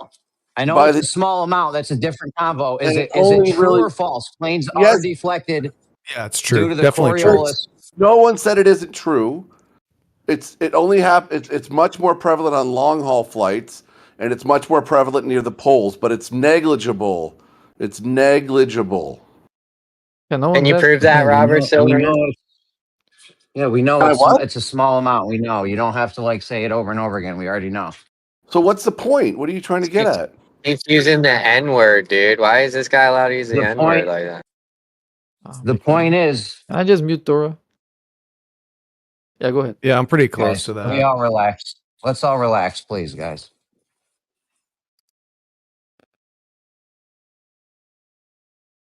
All right, so Jeremy, I what's the think you point? were saying something. Well, if you listen, you might understand what the point is. I feel like Well, I'm you're. waiting. I'm waiting. I'm waiting patiently. Yeah, but Jeremy keeps cutting out. Why is he not speaking now? I mean, is his connection gone again? Because you're speaking, dude. You got to give him a second. He had a second. He was like silent in the mid sentence. He just Just started. go ahead, man. I'm in a bad spot. Just go ahead. It takes Jeremy it's about 7 seconds for his audio to ramp up. I'm going to pray for you to get out of that bad spot. Okay. So if you say Coriolis defect airplanes, and I say yes, it doesn't mean that they always do that. Because I could assume a scenario where a plane is fighting Coriolis, so if it keeps a straight path on the ground, then there will be no Coriolis effect. And the Coriolis effect will not be deflecting the plane. It would just be causing the plane to like be turned or something, to cancel Coriolis. So yeah, it doesn't have to necessarily deflect the plane. The point is, it does deflect the plane. I just Googled it. It said, yes, What's the planes are point? deflected by the Coriolis effect. What is the point of this? I don't know. Bacon's disagreeing. I don't know. We're never like going to he agree didn't if we hear can't me. agree that planes are in the globe model, planes are deflected by the Coriolis effect. I'm not saying they're not. Yeah. I don't think you heard me then. I Coriolis already effect. said they do, but I said there is a scenario where they won't do it, which is when the airplane at the equator. No, not even at the equator, because at the equator you have the Othos effect, which is also part of Coriolis effect. The only difference is that at the equator the Coriolis effect is just vertical, but it's still there. So if the airplane is flying east, it's going to have a upward Coriolis, and if it's flying west, it's going to have a downward Coriolis. All right, whatever. There is a slight negligible effect that's greater at the poles, and it's really only for long haul flights. For really short flights, there's no effect. Yeah, but the discussion here isn't related to how detectable it is or how big it is. We're just trying to establish common ground here. I know, but everyone agrees. But what's the point? What are you trying to prove? No, Jeremy? we don't agree. That's why we're discussing. Well, you're wrong, Bacon. You're wrong. Okay, you're wrong. There is an effect. It's just take you 2 minutes to look on Google, and you could read about it. I'm not saying there isn't. Okay, so that's it. There is. So what I'm saying is, what is Jeremy's point? That's what I'm trying to say. Maybe I think you should have came here a little earlier, because maybe it would make more sense why I'm contesting Jeremy. Is there some sort of a gotcha? Is that what it is? Is a gotcha going on here? I feel a gotcha coming. That's why I'm trying to be more precise with the answers.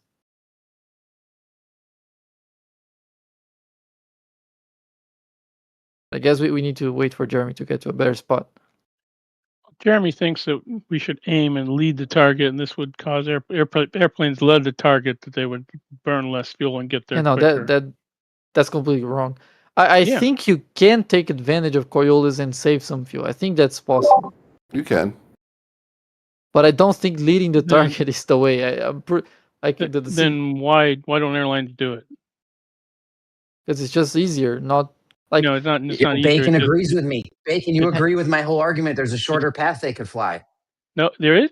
Prove it with math. Show how much gas. Bacon, did you just say that, Bacon? Hold on, Paige. Yeah. Did you just say that, Bacon? You agree? Yo, that's dope. Let's go.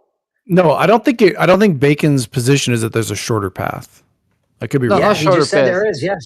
Sorry. No, I don't mean shorter path. I mean a more less fuel spending path, a more efficient path than the shortest one. Well, if you can figure it out, you and Jeremy get together. You probably have to do all the work to show the math, and submit it to the airlines. I don't think that's effective. Like I don't think that's practical. So exactly. I'm pretty sure the engineers of the airlines know exactly how to work that out. Right, because it doesn't exist. I mean, it's such a small change. Yeah, they'll just treat it like a flat, not rotating plane. Yeah, it's hilarious. They treat it like a globe because you fly great circle routes. If you look at the actual track of an airplane, it doesn't perfectly follow the great circle route. Well, it does unless there's wind or something. But you mean there's always wind or something. No, yeah, but there's always wind, but sometimes there's a lot of wind, and sometimes there's not. Okay, but there's a big wiggle room. Hang on, there's a big wiggle room along that path that the plane can take. And what I think is the case is that if you would work out the most efficient path taking advantage of Coriolis, it would be much smaller than that wiggle room. So it makes no sense to try to get add that to the path, because the wiggle room you have to fly the plane is just much larger than that. That's what I think is the case, but I haven't worked that out, so I'm not sure. But that's what I think would be the case if we worked that out, which would make sense why airlines wouldn't care about that. Well, yeah, the winds are much important, which is why the eastbound routes generally fly further they fly into the winds, and the westbound flights try to avoid them. Which is why I want to make another simulation for Jeremy. But yeah, I still don't don't think understand the point. Like, what is the end game of this conversation? I'll tell you. So the argument is, at least I think the best steelman I have from Jeremy, which I would even agree with, is that there are two paths here. One is the path that you go from A to B, taking a straight path on the ground with the airplane. So you just follow the Great Circle route between A and B. That's one path. Another path is slightly different, but it's going to take advantage of Coriolis. So it's going to take advantage of Earth's rotation and save some fuel. That's the second path. And what I think the argument is that those two paths aren't the same. Hold on, the second I would path, agree with they're that. not the same. Bacon, real quick. You did good, Bacon. That was a pretty good steal, man. There's two paths you can go. One where you take off and you're flying at the airport the whole time. You're always pointed at the airport. There's another path where you could leave the target and fly it where the airport's going to be. Those are two different paths. One of them you turn to adjust for the Coriolis effect.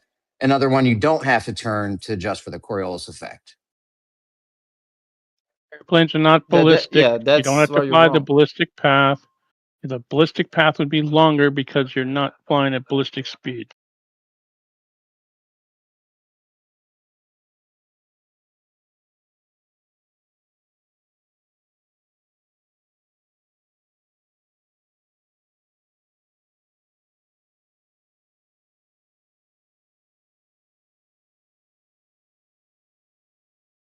Ballistic path. The ballistic path would be longer because you're not flying at ballistic speeds. That's where I think you're wrong, Jeremy. Trying to aim where it's going to be, that's a horrible path. It makes sense if you're like shooting a gun in a vacuum Earth. It doesn't make sense with an airplane, because if you look at the trajectory that the plane would take against the air to lead the target, it would face much bigger velocities against the air. So you would actually spend a lot more fuel. Like you would have to fly through more air to do it. So it's going to spend more fuel. I mean, there's no ambiguity. Just go take some books out at your public library and read how airplanes fly. I mean, there's no conspiracy here. Oh, we prefer to use our reason. I think that's the goal here. To try to understand things and get to our own conclusions. What he's saying is ridiculous. I mean, that's stupid. Fly to where the airport's going to be. No, it doesn't make any sense. I mean, everyone knows that doesn't happen.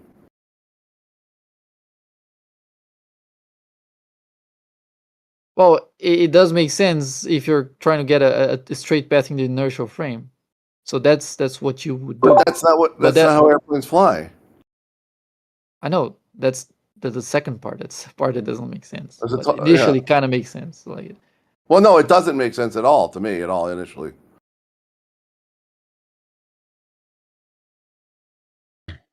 Okay, you guys are saying that that your path is actually shorter. The path where you fly at the airport, you're saying that's a shorter path? Well, path length is frame dependent. I know, but what's not dependent is turning the plane or not. And you know what I'm saying? That's independent of all this. So we know that if you turn left or right versus somebody who doesn't turn left or right, as long as there's no weird shit going on, the person who doesn't turn took the shorter path. That's why a great circle route is the shortest path on a sphere, because you don't turn left or right. Reference frame issue here. Listen, if I bring a friggin' naval aviator, hang on. Are you, when you say turning? Sorry to cut you off, Robert. When you say turning, do you mean like the action of trying to turn the plane, the action that the pilot's doing, or simply the fact that the path is bent? Which one do you mean by? I'm talking about the deflection. Like when you take off and you're aimed at the airport, and the Coriolis deflects you. Now you have to go off of the path you were on, the straight path, and you have to turn the plane a little bit to get back on being pointed towards the airport. But you never go off the path. It's all automatic. Coriolis deflects you off the path. There is a deflection. Coriolis deflects you. It's negligible, Jeremy. I know it's negligible, but they still have to adjust for the deflection. You can't get deflected and not be deflected at the same time, dude. This doesn't make any sense. It's called Yeah, crabbing, I not want turning. to agree with Jeremy. I think for me, it comes down to how far the effect would take you off course to see if it even makes sense to consider. Everything I've read is like it's so minuscule that it's not even worth. That's what I keep There's saying. not It's really negligible. savings. No, if you lock the controls of the airplane, and I don't think it would be minuscule. I think it would be significant. Like No, the airplane, modern avionics and navigation computers, it automatically adjusts. It's so negligible you don't even notice it. That what do you mean? How is it? It's negligible. What I keep saying, it's like it's so negligible. Have you worked it out? I don't think it's negligible. It is, dude. Come on, you can read about from it. Alaska, if you fly from Alaska to Hawaii, this is the math Dana gave me, so you guys can check it. But supposedly, if you fly from Alaska to Hawaii, if you don't adjust for the Coriolis effect, you'd be about 30 miles off of the airport. Which island? Whatever the airport is, bro. We didn't do a specific thing or what. There's I don't many know. airports. There's Oahu, there's Maui, there's Kauai, there's Kona. Bro, I don't know. Maui. I don't know, dude. Let's do Maui. Let's go to Maui. Yeah, this doesn't even matter. No, it does because they're all in different locations. The point is, you would be off by miles. Whatever airport you choose, you would be off by miles. Whereas if you let the target, the path I want to take, the shorter path, you would hit it dead smack on pretty much. You'd be way closer. And you didn't have to turn or crab or bank or whatever you want to call getting back on course after the Coriolis deflection has happened. Whatever you want to call that, you wouldn't have to do that, and you'd fly a shorter path. I disagree with you, but can you post something that shows what you're saying is correct? Yeah, it's a ballistic path. He's describing a ballistic path with an airplane. Yeah, but an airplane isn't a ballistic, so it doesn't matter. That's exactly right. Yeah, but you could still fly that path, though. That's not like But it's not shorter. Not like an impossible. That's not like it's an impossible path that nothing can ever fly because a bullet flew this path before. Like, that's ridiculous. But a bullet and a plane are two separate things. You can't compare the two. I know they're two separate things. However, you could still fly the same path the bullet went.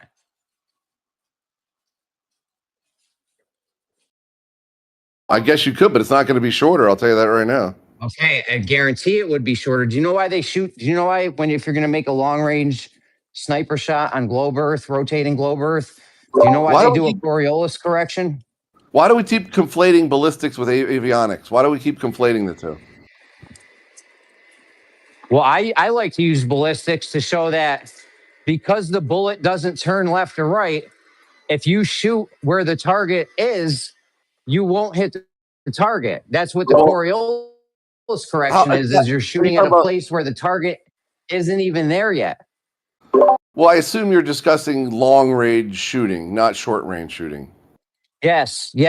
You're not going to get your 22 out in your backyard and shoot cans and have to adjust for the Coriolis. Long range shooting, yes. I just want to make when they do this long range shooting, when they do this long range shooting, they make the Coriolis correction supposedly, and they shoot where they don't shoot at the target because the bullet can't turn left or right.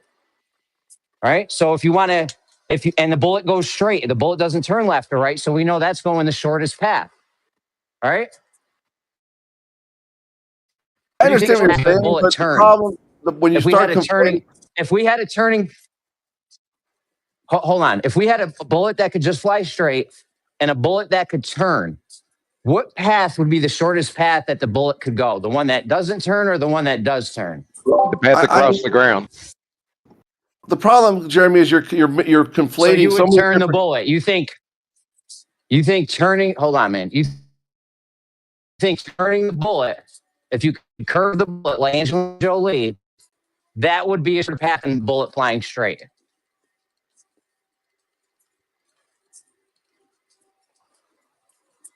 Yeah, it's ridiculous, dude. No, you're talking about two different reference frames. In the inertial frame, the bullet's going straight.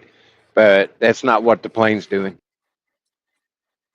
Yeah, I know, but it's and a non-inertial frame, the one you want to go straight in, that's just an apparent deflection. That's not actual deflection. It's just apparent. We've already defined what the Coriolis effect is.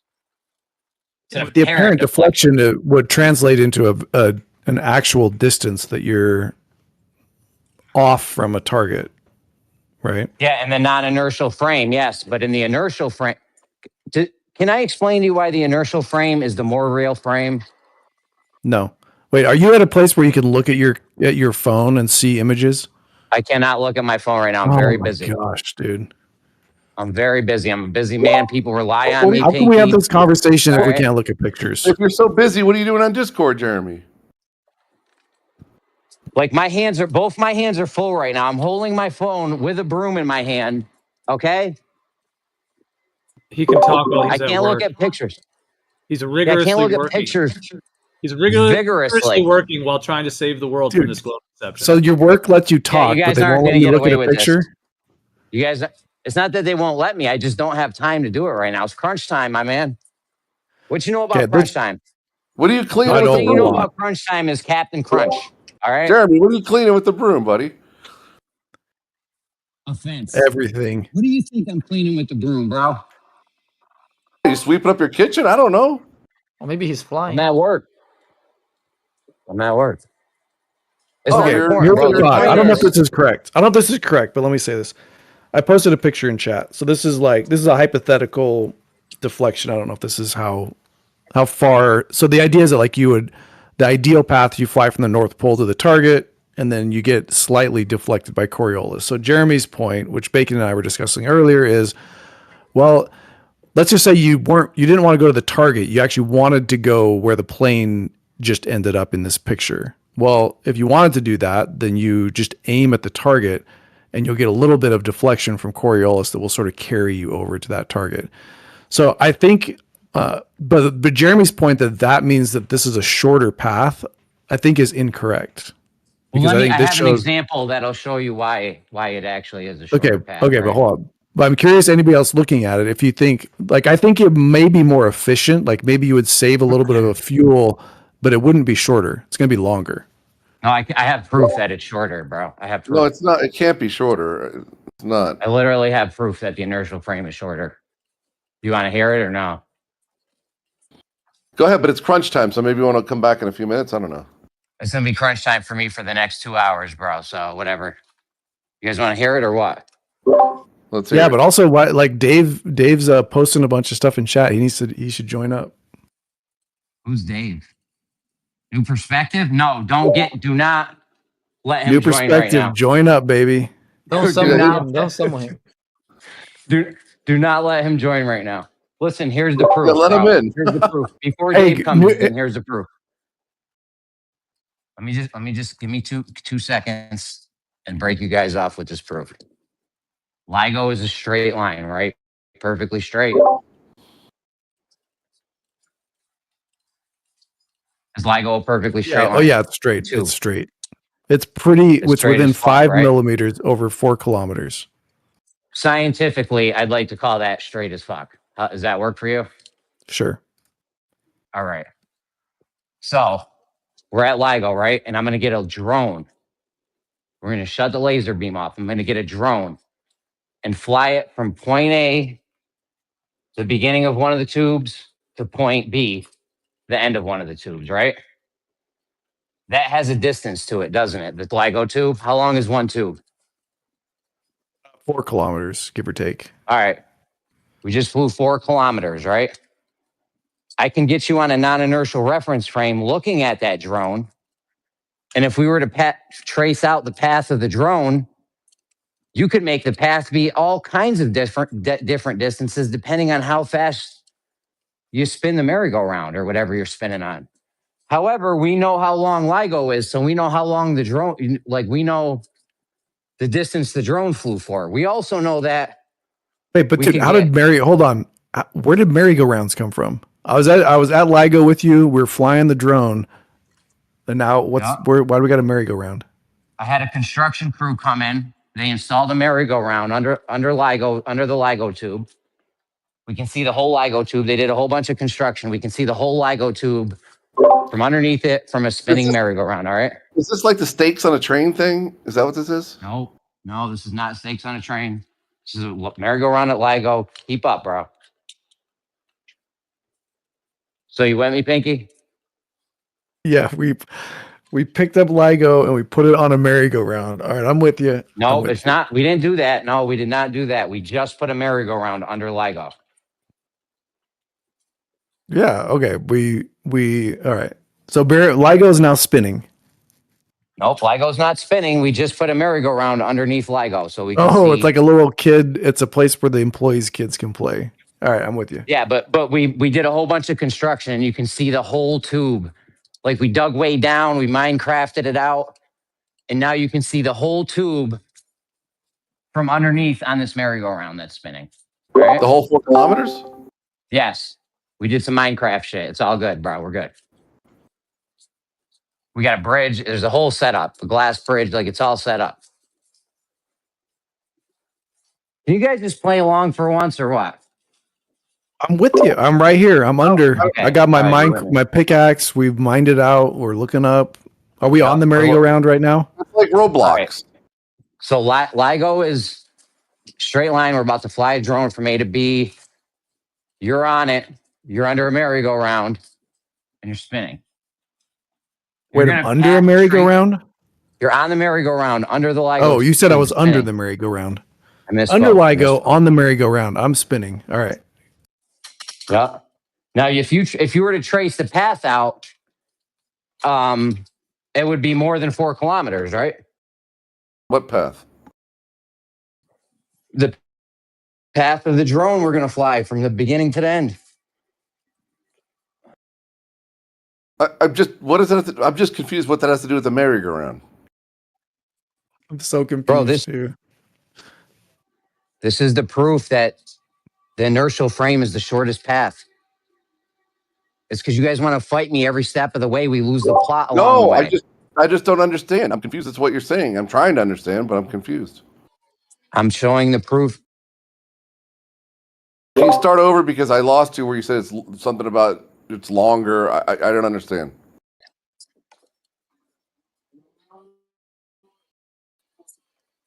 Bro, this is the proof. Actually, Jeremy, I think I'm following you. Path. I think I'm following you, but let me ask you a question. If you don't think it's related, you don't have to answer. The experiment where people sit on the little twirly thing and they throw the ball. You throw it at the person across from you, and it goes to the person on your left, right? Person on the merry-go-round sees it curve. Everybody else above, like if you're not on it, you see it go in a straight line. Do you think those two lines are different lengths? 100%, they're different lengths. Yeah. No. There's no question they're different lengths. What do you mean? No, one's going straight and one's curving. Obviously, they're different lengths. The same distance. Dude, if I fly a drone over, if you throw the ball, Pfinky, let's say you do that, right? I don't know. I can't know how you could possibly say that. How you could say that in one frame you see the ball travel right now. I'm gonna and tell you you, see it travel longer than it actually does. I'm gonna tell you right now, bro. Okay, that's some relativity. That's relative. Okay, go ahead. I'm trying to tell you, bro. Do you want to hear it or no? Definitely, yes, 100%. Okay, and the inertial frame, it goes from a straight line from one side of the merry-go-round to another. Can we say this is a 1 meter diameter merry-go-round? Yeah. Is that okay? 1 meter diameter merry-go-round? Okay. That's tiny, but sure. What's up? Pretty fucking small. Yeah, How can we big just do you go want to the normal merry-go-round, size? dude? It doesn't matter. At least How big like do you want the This 6 is why we meters. lose the plot. This is why. This is why we How lose about- the plot. How about a 6 meter merry-go-round? Let's make a bigger one. Okay, fine. It's 6 meters. Okay, 6 meter merry-go-round in diameter. Is everyone happy now? Yes. I've been happier. Okay, we got to. Bacon, do you object to the 6 meters or what are we doing? I was just no, I'm not listening. Go ahead. We have a 6 meter in diameter merry-go-round. The guy in the inertial frame measures it. It goes in a straight line from A to B. How far did it go?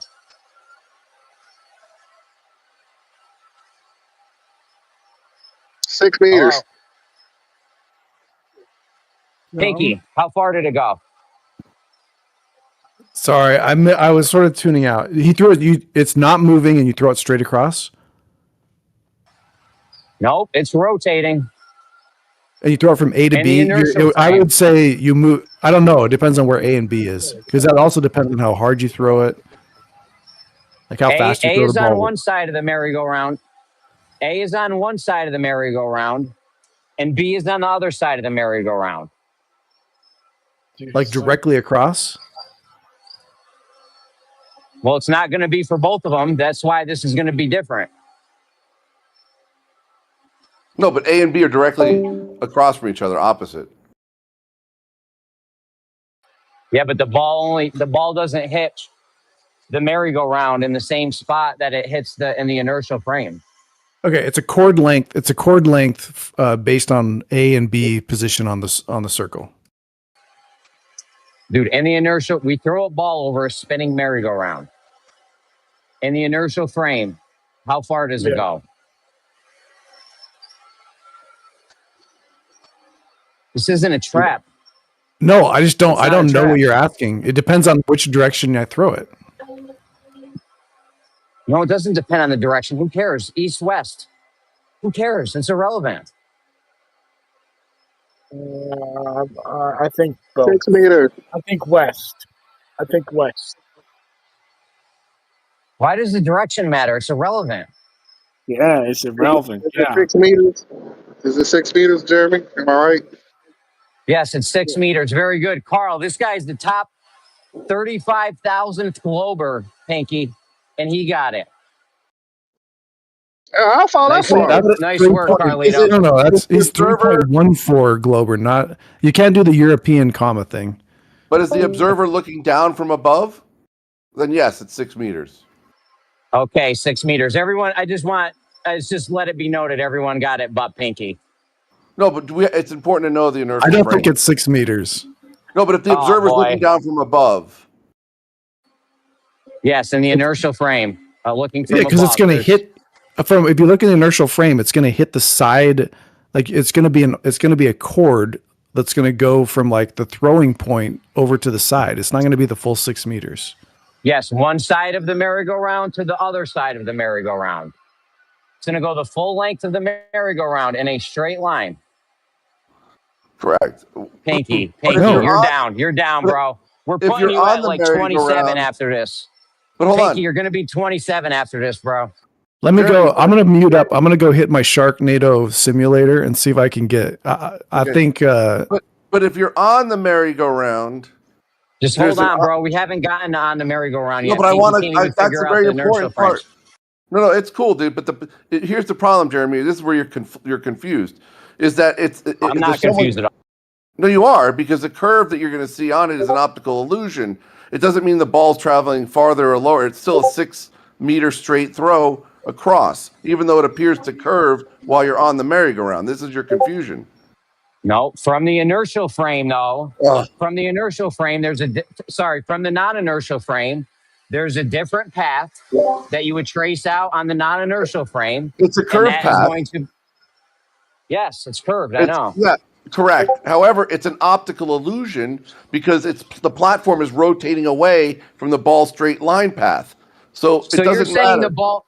Okay. Let me just get this straight. You're saying the ball's actually going in a straight line in the one frame, but then it's the curving you're seeing in the non-inertial frame. That's just an optical illusion. So let me ask you this question, bro. Let me ask you this question. Which one is the shorter path? They're both the same. The other one's an apparent path. They're both the same. That's where your confusion is. Yes, you're wrong. You're wrong. Dude, just do some investigation. It takes 5 minutes. You can read about it. It's the same fucking distance, dude. That's your confusion. It's definitely not going to be the same distance. All right. Well, then there's no reason to fight about it. You believe what you want. I believe what I want. Okay. Thanks. Well, if you're at the North Pole,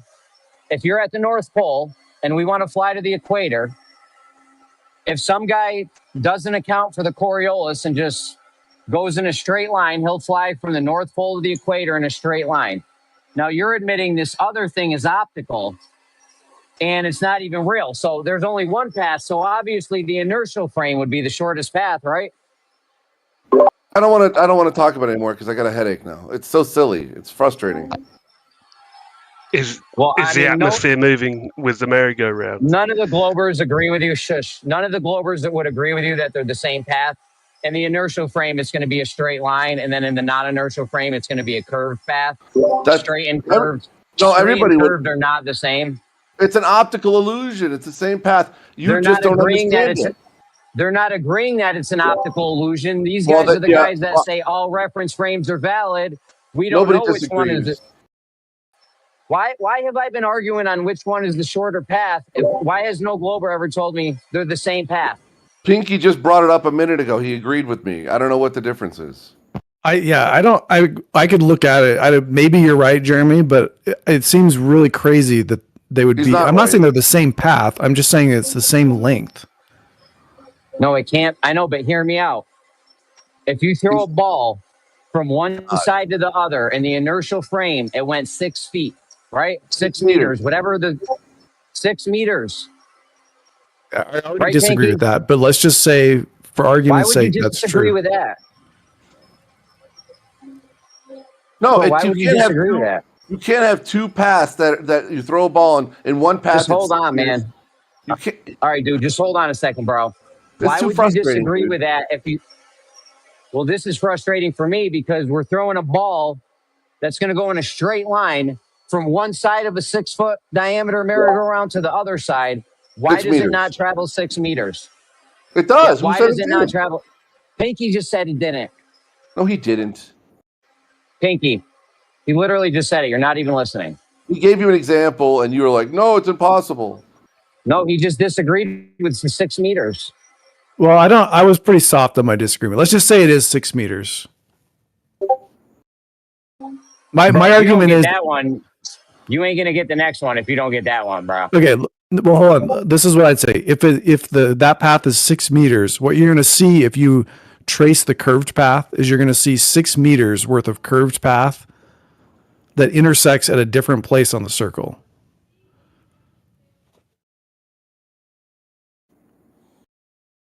I don't see how it could be anything other. Otherwise, we have like some weird space-time continuum problem. No, I'll explain it to you why it's a different path and a different distance. Yeah, won't the curved path be longer? If you throw the ball... No. Oh, God, this guy. Yes, it would, dude. Yes, of course. When you throw the ball, there's a point A where you throw the ball from. That's on one side of the merry-go-round. 6 meters away, there's another point on the merry-go-round. Guys, just don't interrupt.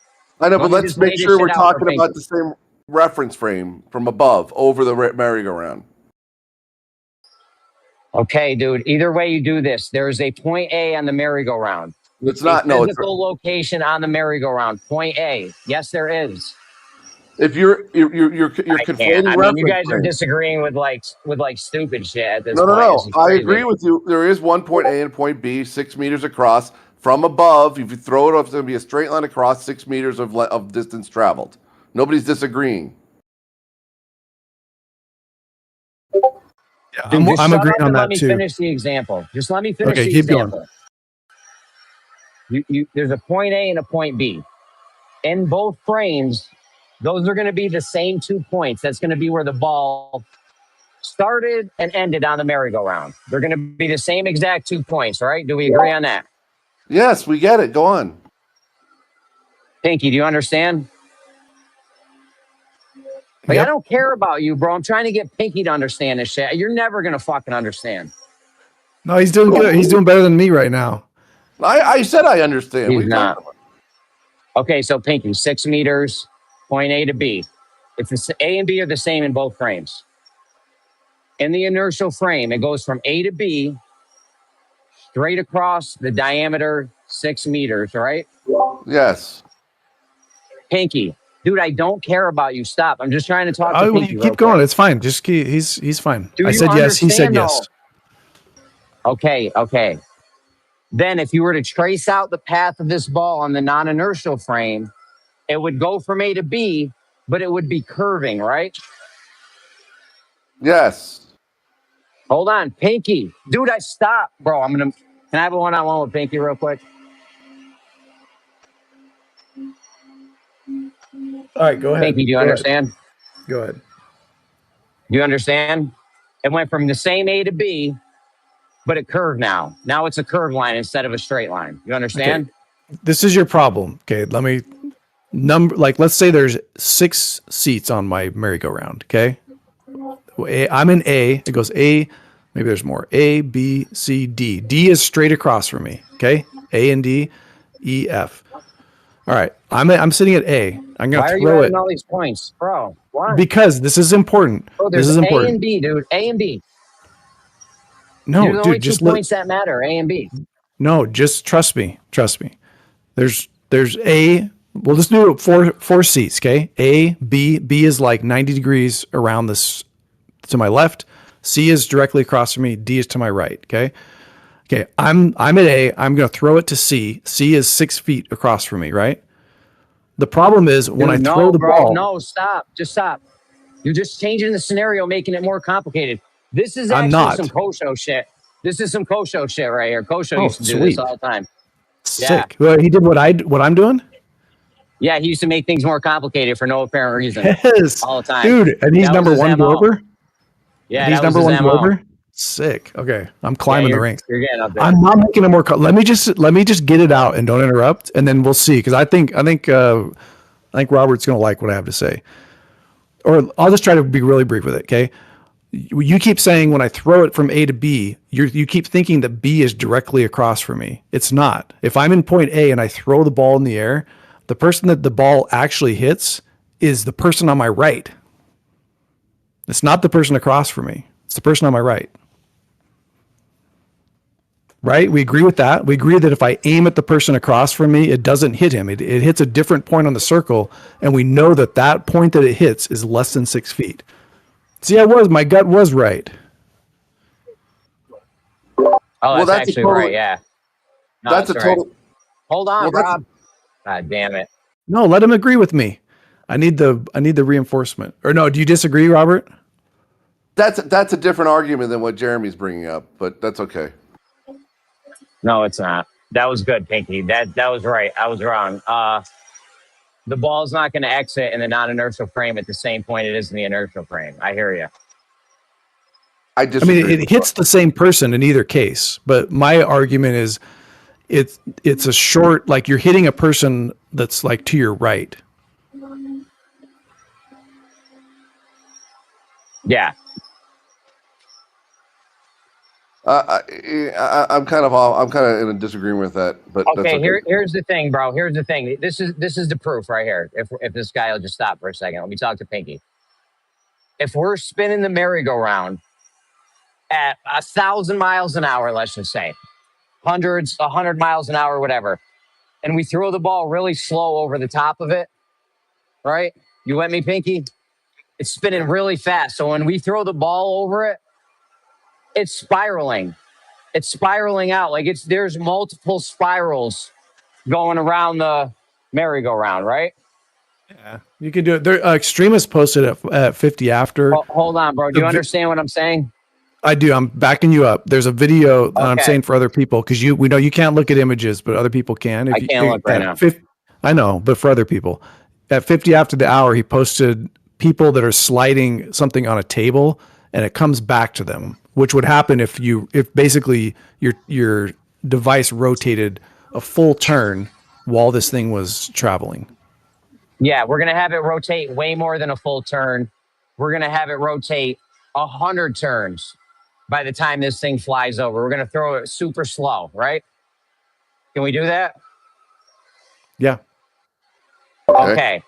The path this traces, so it's gonna be 6 meters for the guy in the inertial path, right? 6 meters.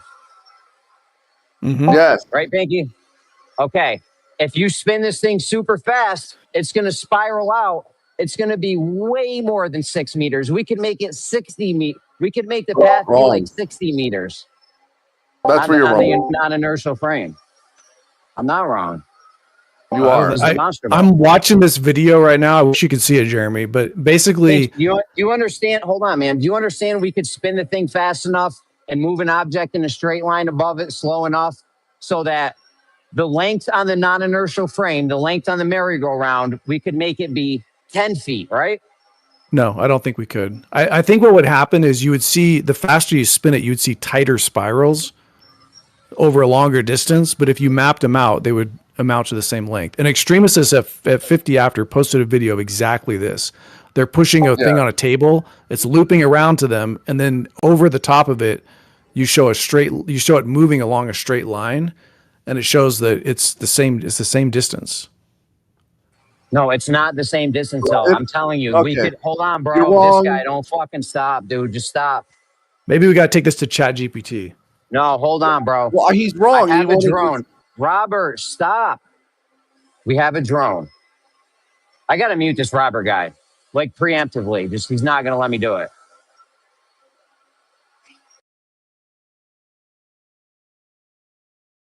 All right, keep going, Jeremy. We don't need to mute anybody. Just let me do If this, it's a Robert. one-on-one with Pfinky, if it's a one-on-one with Pfinky, then Robert shouldn't be.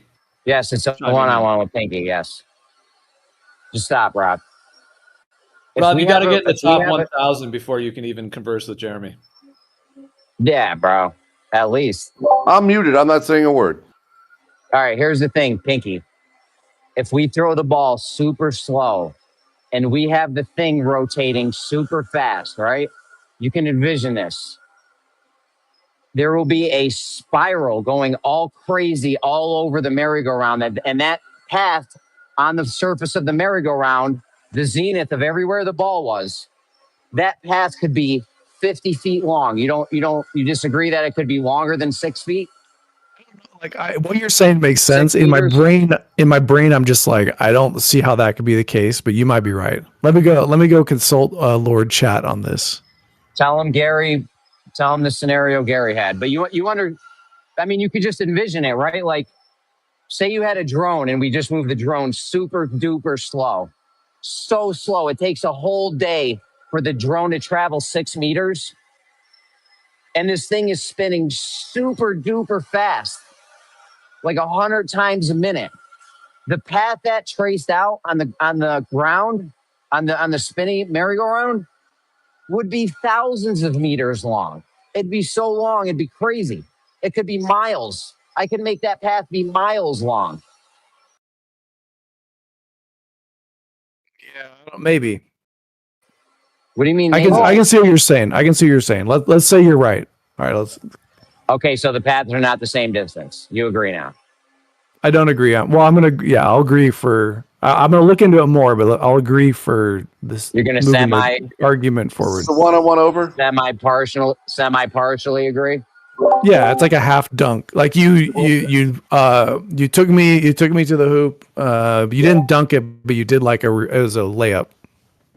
Is the one-on-one over? Yeah, go ahead, Rob. Just go, Rob. Okay.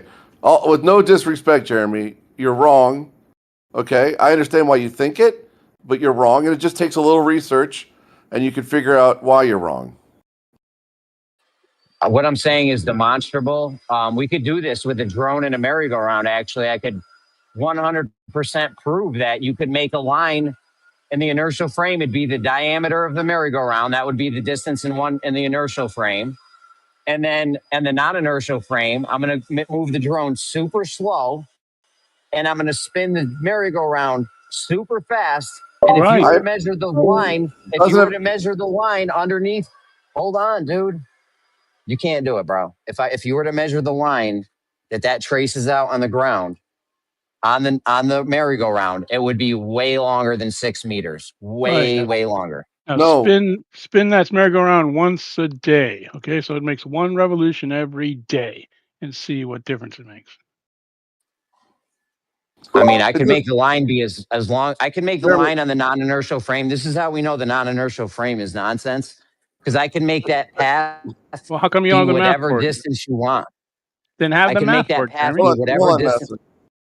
Show the airlines show everybody else that they're wrong. Show the airlines how much money they could save using the Jeremy path, and you'll be a famous man. All right, man. I mean, that's not like It's I don't know totally why. it. It's totally it because what you're talking about doesn't work in reality. I'm afraid because the Earth is not spinning, thousands of times like a merry-go-round. It's spinning We're once a not. We're day. not talking about. All right, we're just. These guys are saying the path in the inertial frame and the path in the non-inertial frame are the same distance. Do you agree with Yes, that? they are. I Do you do agree agree with with that that, Pave? 1,000,000%. On the Okay, Earth, Pave, do yes. you agree with that? On the Earth, yes. On the Earth, really. So if we fly a plane from the North Pole to the equator, the one path would be 6,000 miles, right? And then the other path, they started and ended at the same. They started and ended at the same point, but one of them's curving a lot left or right. It's not curving in the. It's not curving In the in the. non-inertial frame. In the No one gives a non-inertial shit frame, about the it's curving. non-inertial frame, but we don't live in the That's the non-inertial ground. frame. We don't That's live the in the ground. non. You guys say, No, we don't you guys live. say The we ground do is live on the spinning. non-inertial frame. No, we live on the. You guys say we live on the non-inertial frame. What are you talking about? Which one's the You inertial say frame? I Earth's get it mixed up. rotating. So the accelerator, right? Okay, We live on the non-inertial frame. so in the Right. inertial I get it frame, backwards. so in the inertial frame, you've flown 6,000 miles because you did a straight line and you didn't correct for the Coriolis. You've just flown in a straight path, 6,000 miles. And then the other one, you started and ended at the same point. The other one is curving a little bit, left or right, whatever it is. And you're telling me that's the same distance? That's fucking stupid, dude. Problem is, you think you do the math. Can you admit you're wrong on the distance? Can you admit you're wrong on the I'm distance of the paths? Show it. Show everyone. Use some math. Show me how much difference it would actually make, versus say the winds, all the other things, the airplane not being perfectly in tune. That. And what we Bro, should I be. can't believe you guys are like, you think the paths are the same distance. That's crazy. What Jeremy was saying. Over the Earth, they are. Over the surface of the Earth, they are. Yeah. Why would they be different? We're talking about the difference from the inertial to the non-inertial frame. But no one cares about. No one cares about the inertial frame. Well, that's what we're talking about. We're talking about the inertial frame. So if you don't care, just go on mute. Well, why should you care about the inertial frame? Nobody lives in the inertial frame. That's what we're talking about. And planes are in it when they're flying. Incorrect. They're still in the non-inertial frame. No, you want to have Coriolis then. All right, there's no Coriolis. What do you mean there's no Coriolis? So you're saying that once we fire a bullet, we don't have to worry about it? Yeah, because we've corrected for all the corrections. There's still, I mean, the fact that it occurs during flight. What you think? You think that once we jump off the Earth, we not imparted with the momentum of the Earth? I tagged you in a GIF on the chat. It explains. It's exactly what you're trying to say, and you can see. I think it was fucking hilarious that Page just said we corrected for all the corrections. Oh my God! When you fire a bullet, you are. Like, When you do not gonna let me be heard. When you have the artillery shells, up, yeah, guys? you better make What all up? the corrections. Oh, not much. When you're Just trying to firing get a word artillery in, shell, but you know. when you're firing an artillery shell or the naval gun, you better make all the corrections in, or else you're gonna frickin' miss. So, go ahead, Dice. Thank you. So, Sorry, by the way, Jeremy, Rob, I gotta run. Oh, I gotta run. I'm gonna look into this. I'll concede if you're right on this, but I gotta run. All right, you better check it Good out. times. Go ahead, Good Dice. times. Robert Silverman, thank you for posting that. I've been looking all over for that one. I think that's a great demonstration. Bro, it's Dice Flow's turn to You're talk, welcome. man. Just be quiet. Go ahead, Dice. It's cool, dude. I'm good, bro. It's all good. Fuck it. Nah, get in there. Anyways, it's crunch time, Jeremy. I'll be back later. You guys are fucking dead wrong, nuts though on this one. I'm just letting you know. Listen, I don't. It's Don't frustrating because like what happens is it's almost like you're wrong. Nobody gets anywhere. It's like it's stupid, you know. Yeah, but I can demonstrably prove what I'm saying. I put it in the chat. You can see it's so simple.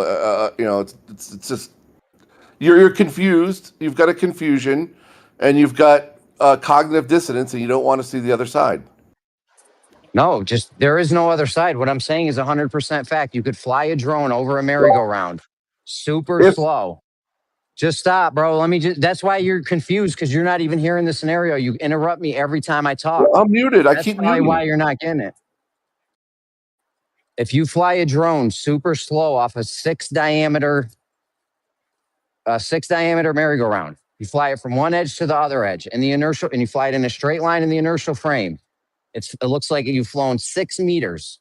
If you are on the non-inertial frame and you're spinning it very fast, very, very fast, you can make it look like you've flown 60 meters, 6,000 meters. It all depends on how fast you're spinning it and how fast the drone goes. I understand your point. You don't have to keep repeating it, but you're wrong. It's the same distance. It's not wrong. It's not, bro. That's crazy. See, that's what I keep That's not saying. even close to You're being wrong. true. You're wrong. You're wrong. You're wrong. It's like So spin the merry-go-round one time, one rotation every day, and fly the drone at a speed so that it takes you 12 hours to go halfway across it, and see how much difference you'll make.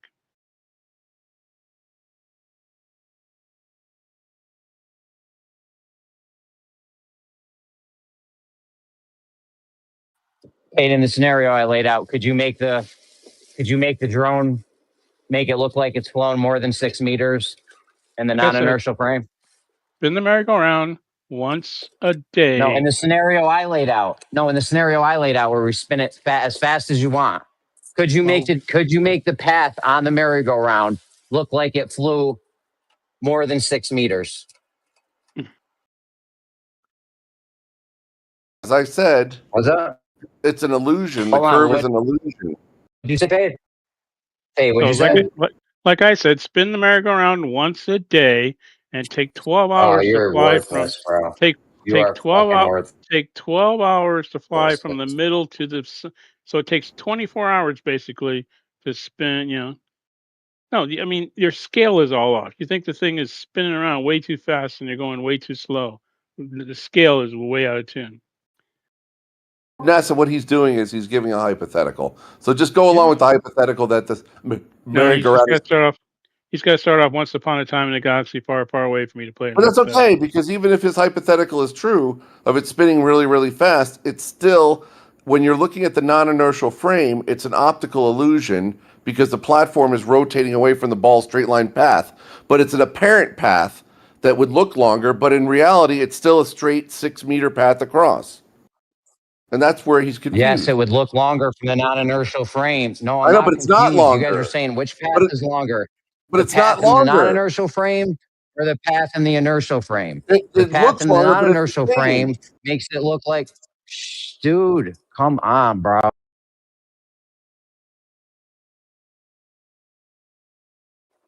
Bro, I can't talk with you, bro. So I don't know. I muted. I don't know what the problem is. So You just interrupt me every time I talk. Like it never fails. Is the air moving with the merry-go-round or not? No, it's not. That's the other problem. That's the other issue. Okay, yeah. So because of that, because the ball's just going through the air, you can completely ignore the merry-go-round. It's relevant to like how far the ball traveled or the energy it needed to go 6 meters. That's what I'm trying to explain to him. Yeah, like imagine the merry-go-round going at like 50,000 RPM.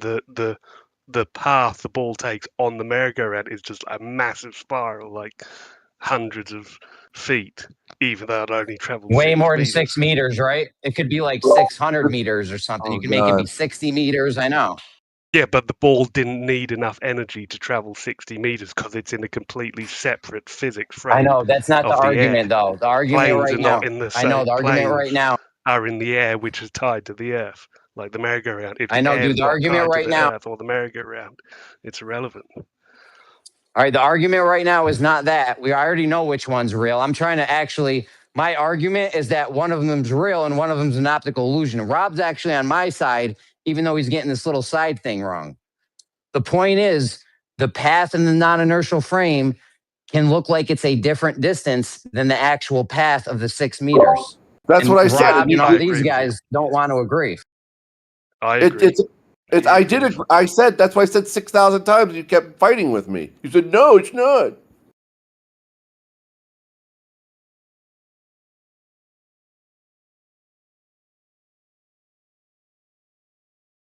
I said exactly. It's an apparent path. It's an optical illusion, but in the inertial frame, it's the same 6 meter distance.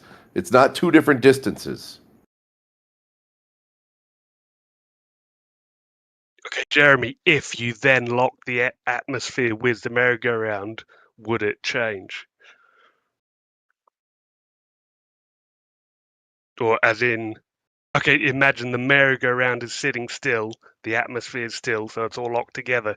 You then just move the ball around that spiral, tracing the previous Coriolis path. Would you then agree the ball has to use more energy and is traveling a lot further? Like 60 meters.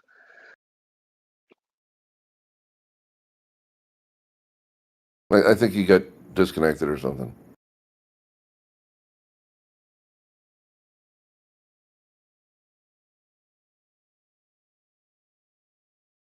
Like if you want to work out how planes use left foot, you should be using a remote control car driving on the merry-go-round instead of a drone or a ball above it, because that's equivalent to an airplane.